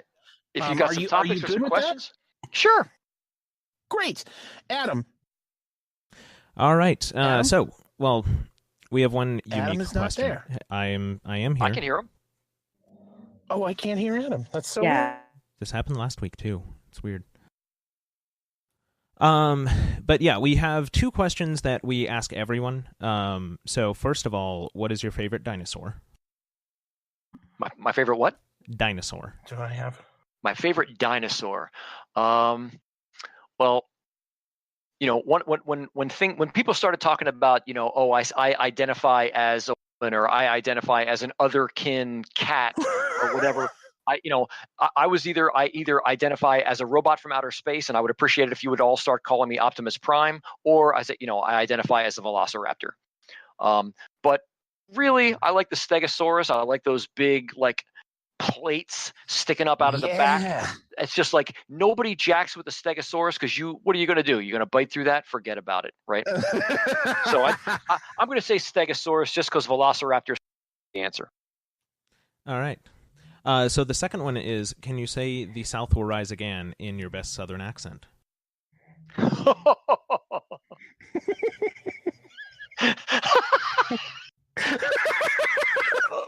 Sure. Okay. Let me think. Now, again, I was born in Philly. Okay, so I'll see if I can do a Philly accent. I mean, you lived not in a Texas, South Philly accent. Okay. Oh, yeah, that's true. That's true. The South will rise again. All right. Not bad. Not bad at all. All right. That wasn't terrible. All right. So Joel asks, is there any point to the U.S. staying in Afghanistan?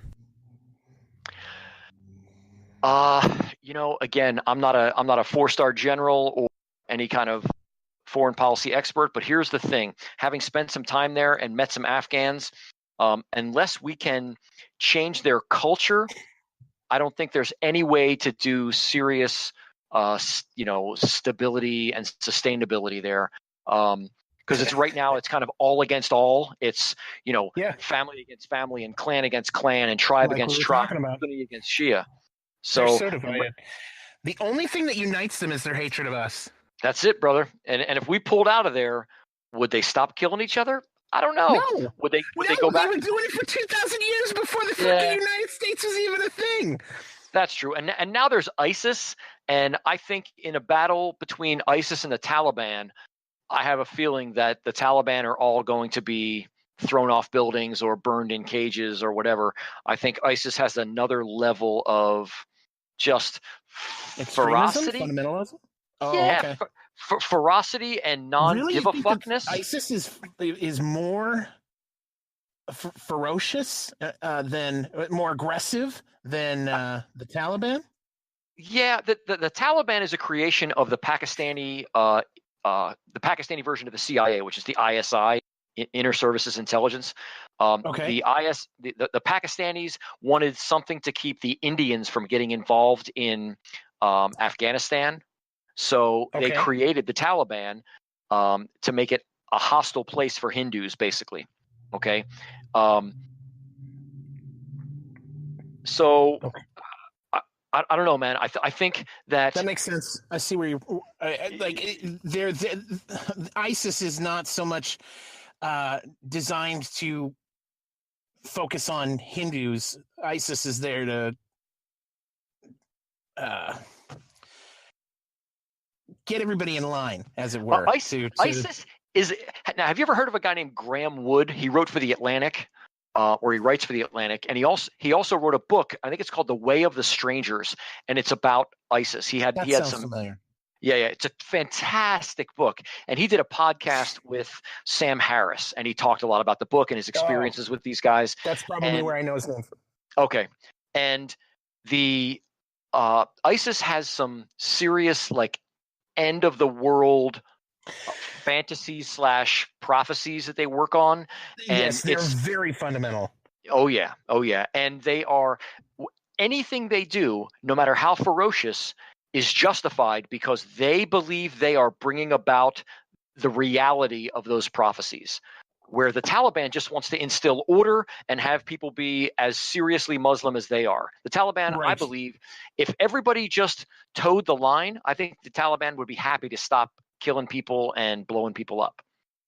Now our problem. Isn't that funny that there's levels of extremism among Muslims now that that the Taliban are moderate extremists. yeah, absolutely, man.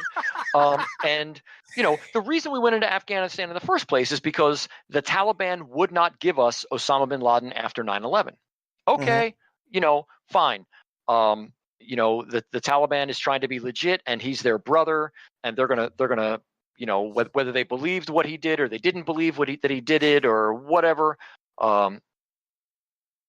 he wouldn't give them up, And after 9/11, the U.S. said, "Hey, fuck that. We don't care what your brotherly policy toward your fellow Sunni warriors is.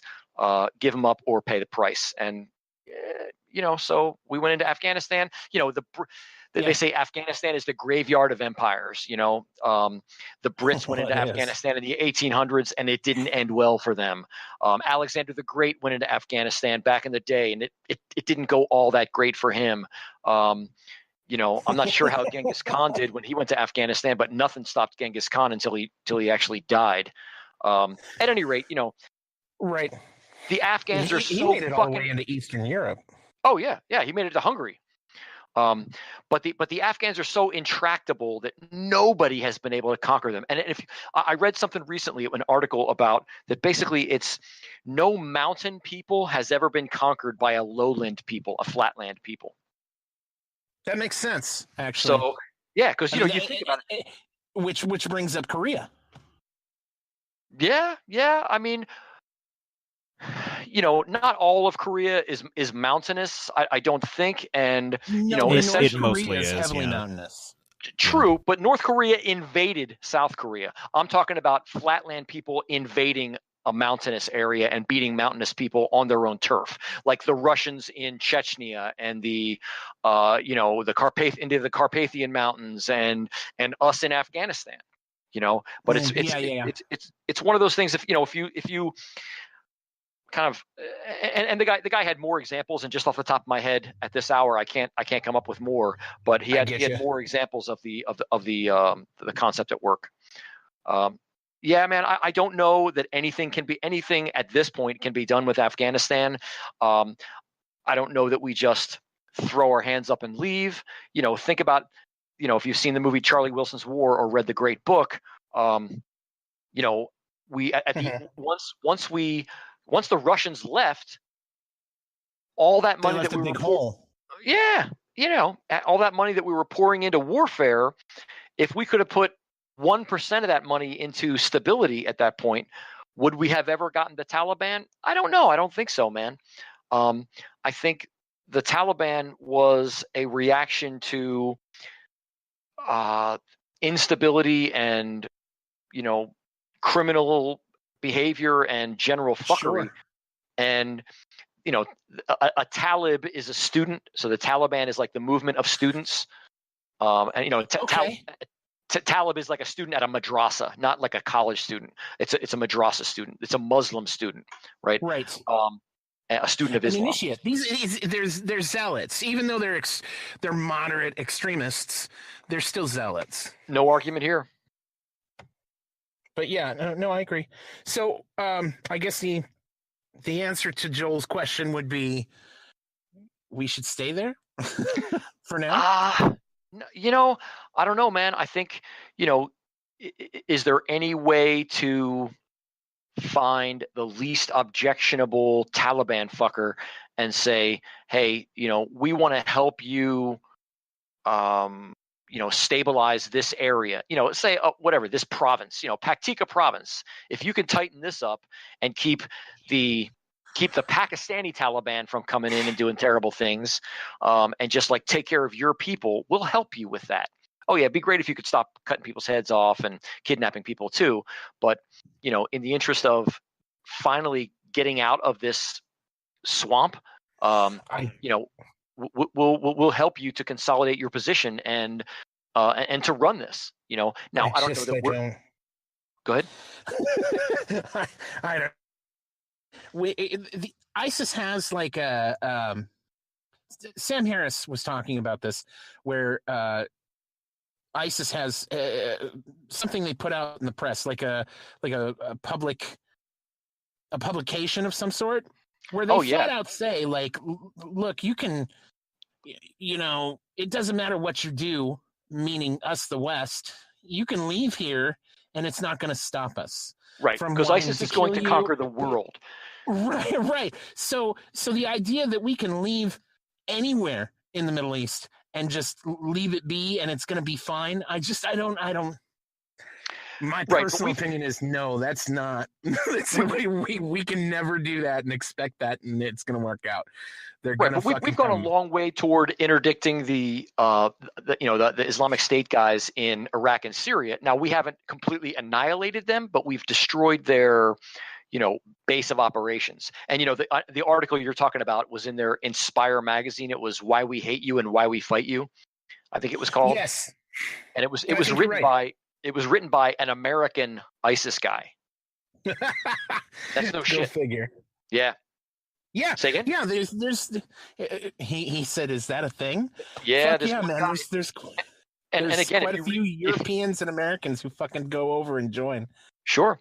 And if you read the Graham Wood book or listen to that Sam Harris podcast with Graham Wood on it, he talks about the one guy that he tracked down who was like, or is, I guess he's still there. I don't know where he is. I don't know if they put a JDAM up his ass or not. But this guy John Georgeless, he was the son of an Air Force colonel doctor who, like, I don't know, when other people were playing video games or skateboarding or whatever, this guy got into jihad and converted to Islam and just went whole hog.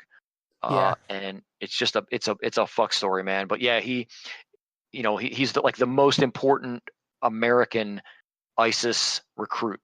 This guy John Georgeless, and he called himself Yahya something, because you change your religion, so you have to change your name. Right, like Cat Stevens did. That's it, man. And Muhammad Ali. Yeah. Yep. No more Cassius Clay. That's right. Okay.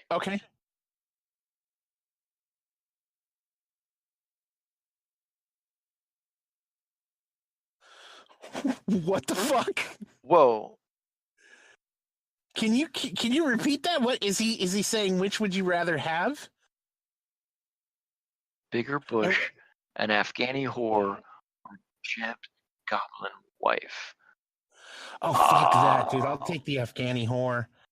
Wow, yeah. Have you seen his wife? Have you seen Jeb Bush's wife? Yeah. Afghani whore. I wasn't even sure that was a woman at first. Oh, the thing is, under a burqa, an Afghani whore under a burqa, you don't know what you're going to get, man. Yeah, but that's why leave it on. At least you don't have to. With Jeb Bush's wife, you know exactly what you're getting. You make a valid point. You have a 50-50 chance. It's a roll of the dice, man. I'll take the chance. You make a valid point. I think Adam should ask that question one more time. Because I like hearing you say words like whore.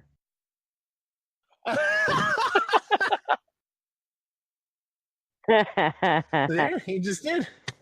Didn't have to. You already did. Thank you. Carry on.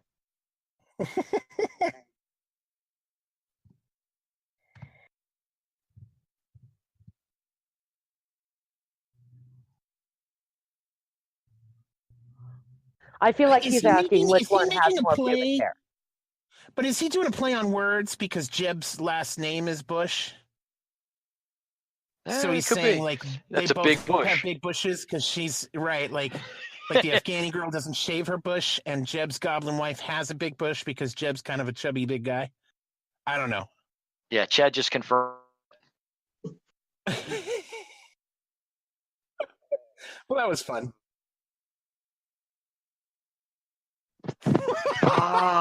Wow, how many hookers would I buy with $1 million? I don't know. Like what is a what's a million divided by 5? I've been married for a while, so it's been a hot minute or two since I have partaken. A $1 million whore. I mean, that doesn't seem like it's good economics. It doesn't sound like it's good economic policy to go and find the most expensive you can find. Right. How many? I'd have to do a little bit of a market study, I think. Market study. That's it. I think a high-end escort is something like $1,000 a night, right? Wow. What? Okay. What is it? A couple of thousand.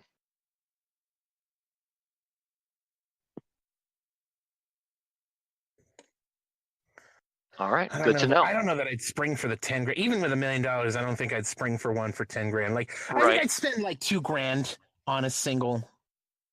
With $1 million, I'd pay 2,000. Sure.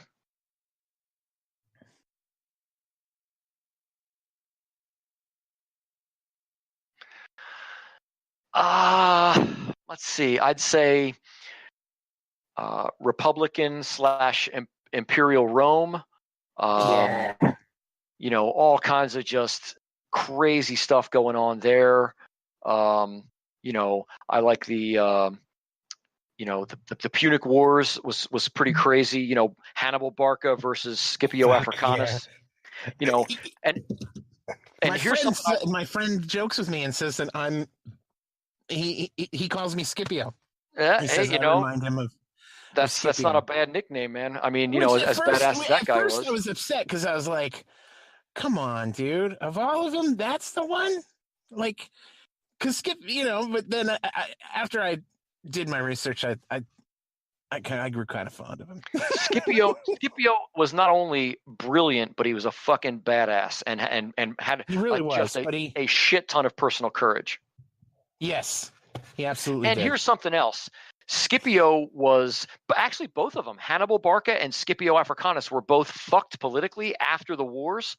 And Scipio ended up leaving the Roman Empire and died in some far off place, you know, in Asia Minor or something like that. Hannibal did as well. Yep. And Scipio, here's something if you say nothing else, if there was nothing else cool about him, I love a guy who can hold a grudge. And Scipio, when he was buried, his epitaph, the engraving on his tombstone says, and I would just butcher it if I tried to give you the Latin, so I'm just going to give you the English. It says, "Ungrateful fatherland, thou shalt even have my bones." That is fucking cold-blooded. Fuck you.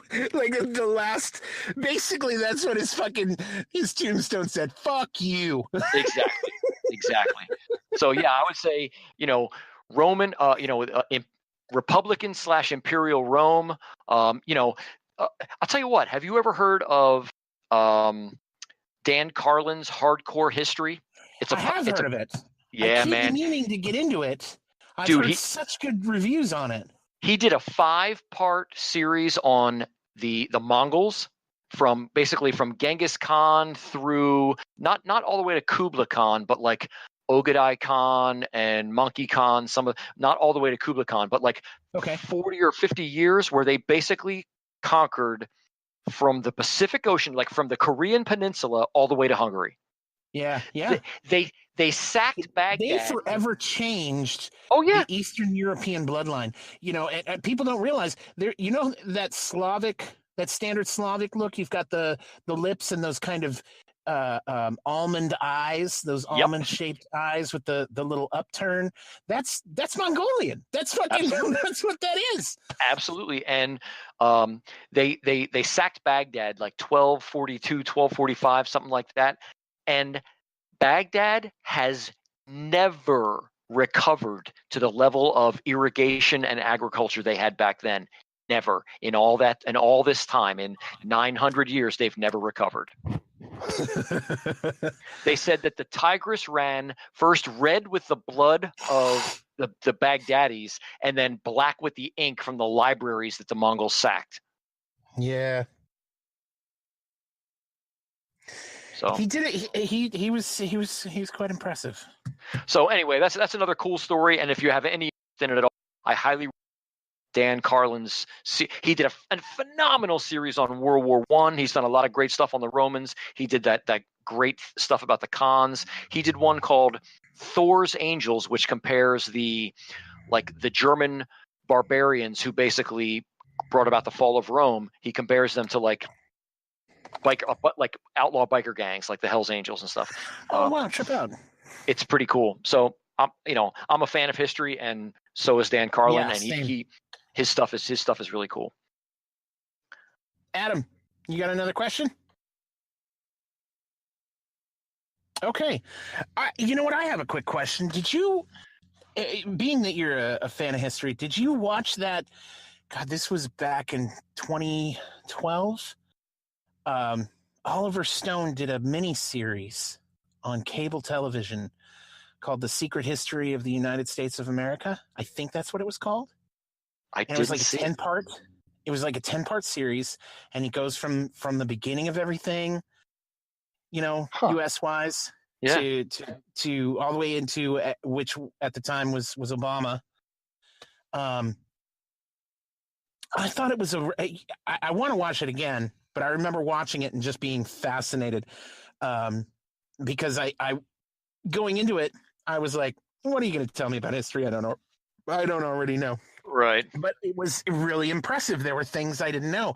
The perspective he gave on Truman, I didn't really have an understanding of Truman's background, who he was, what he was actually like. Like, I had prior to that show, I was on the standard bent of Truman's this sort of hero of a president. He was the standard upstanding good guy, which is kind of the public opinion, as it were. Right. I had no idea that he was just this bumbling idiot, that he was kind of a patsy, that they would like this guy. He was not the fucking hero, as it were, so much as kind of an unlikely candidate. He was somebody that was easily manipulated, and the powers that be behind him. And he goes into all these different kinds of things. It's very interesting. I'll have to see what's on recommend Netflix or YouTube or something. Yeah, man. I would definitely recommend looking it up. Cool. I'll check it out. But we do have one more question. McIntyre asks, any topics that you wanted to cover that we missed? Wow. You guys let me kind of rant at will and just like tell stories. I don't think so, man. I kind of came into this, expecting to, get asked some questions, and I had no idea how I was going to fill 2 hours, let alone now coming up on 3. But it's been a hoot, man. You know what we've learned? We've learned that if we let the person go off on what they want to go off on, their interests, it's amazing how easily you can fill 2 to 3 hours. Yeah, it really is. I guess when you're just friends talking. Well, cool. It's been a good time. That's awesome, man. Oh, well, thank you for coming on the show. Yeah, please. Thank you very much for coming on. We are reaching the 3-hour mark, so I'm going to call it. And thank you to my co-hosts, Adam, Sativa. Oh, by the way, happy birthday, Sativa. So thank you to Joel and Nicole for being here as well. Yep. As always, the show would be nothing without you guys. Well, for the recording at least, happy birthday to Sativa from all of us. And once again, Jeff, thank you. I hope maybe in the future we can have you on again, if that's all right with you. Sure. Sounds good. All right. Well, to those who tuned in tonight, thank you so much for doing so. As usual, co-hosts, if you would meet me after the sign-off in the AdMod chat. And I bid you all adieu. All right, have a good night. Good night, and go home.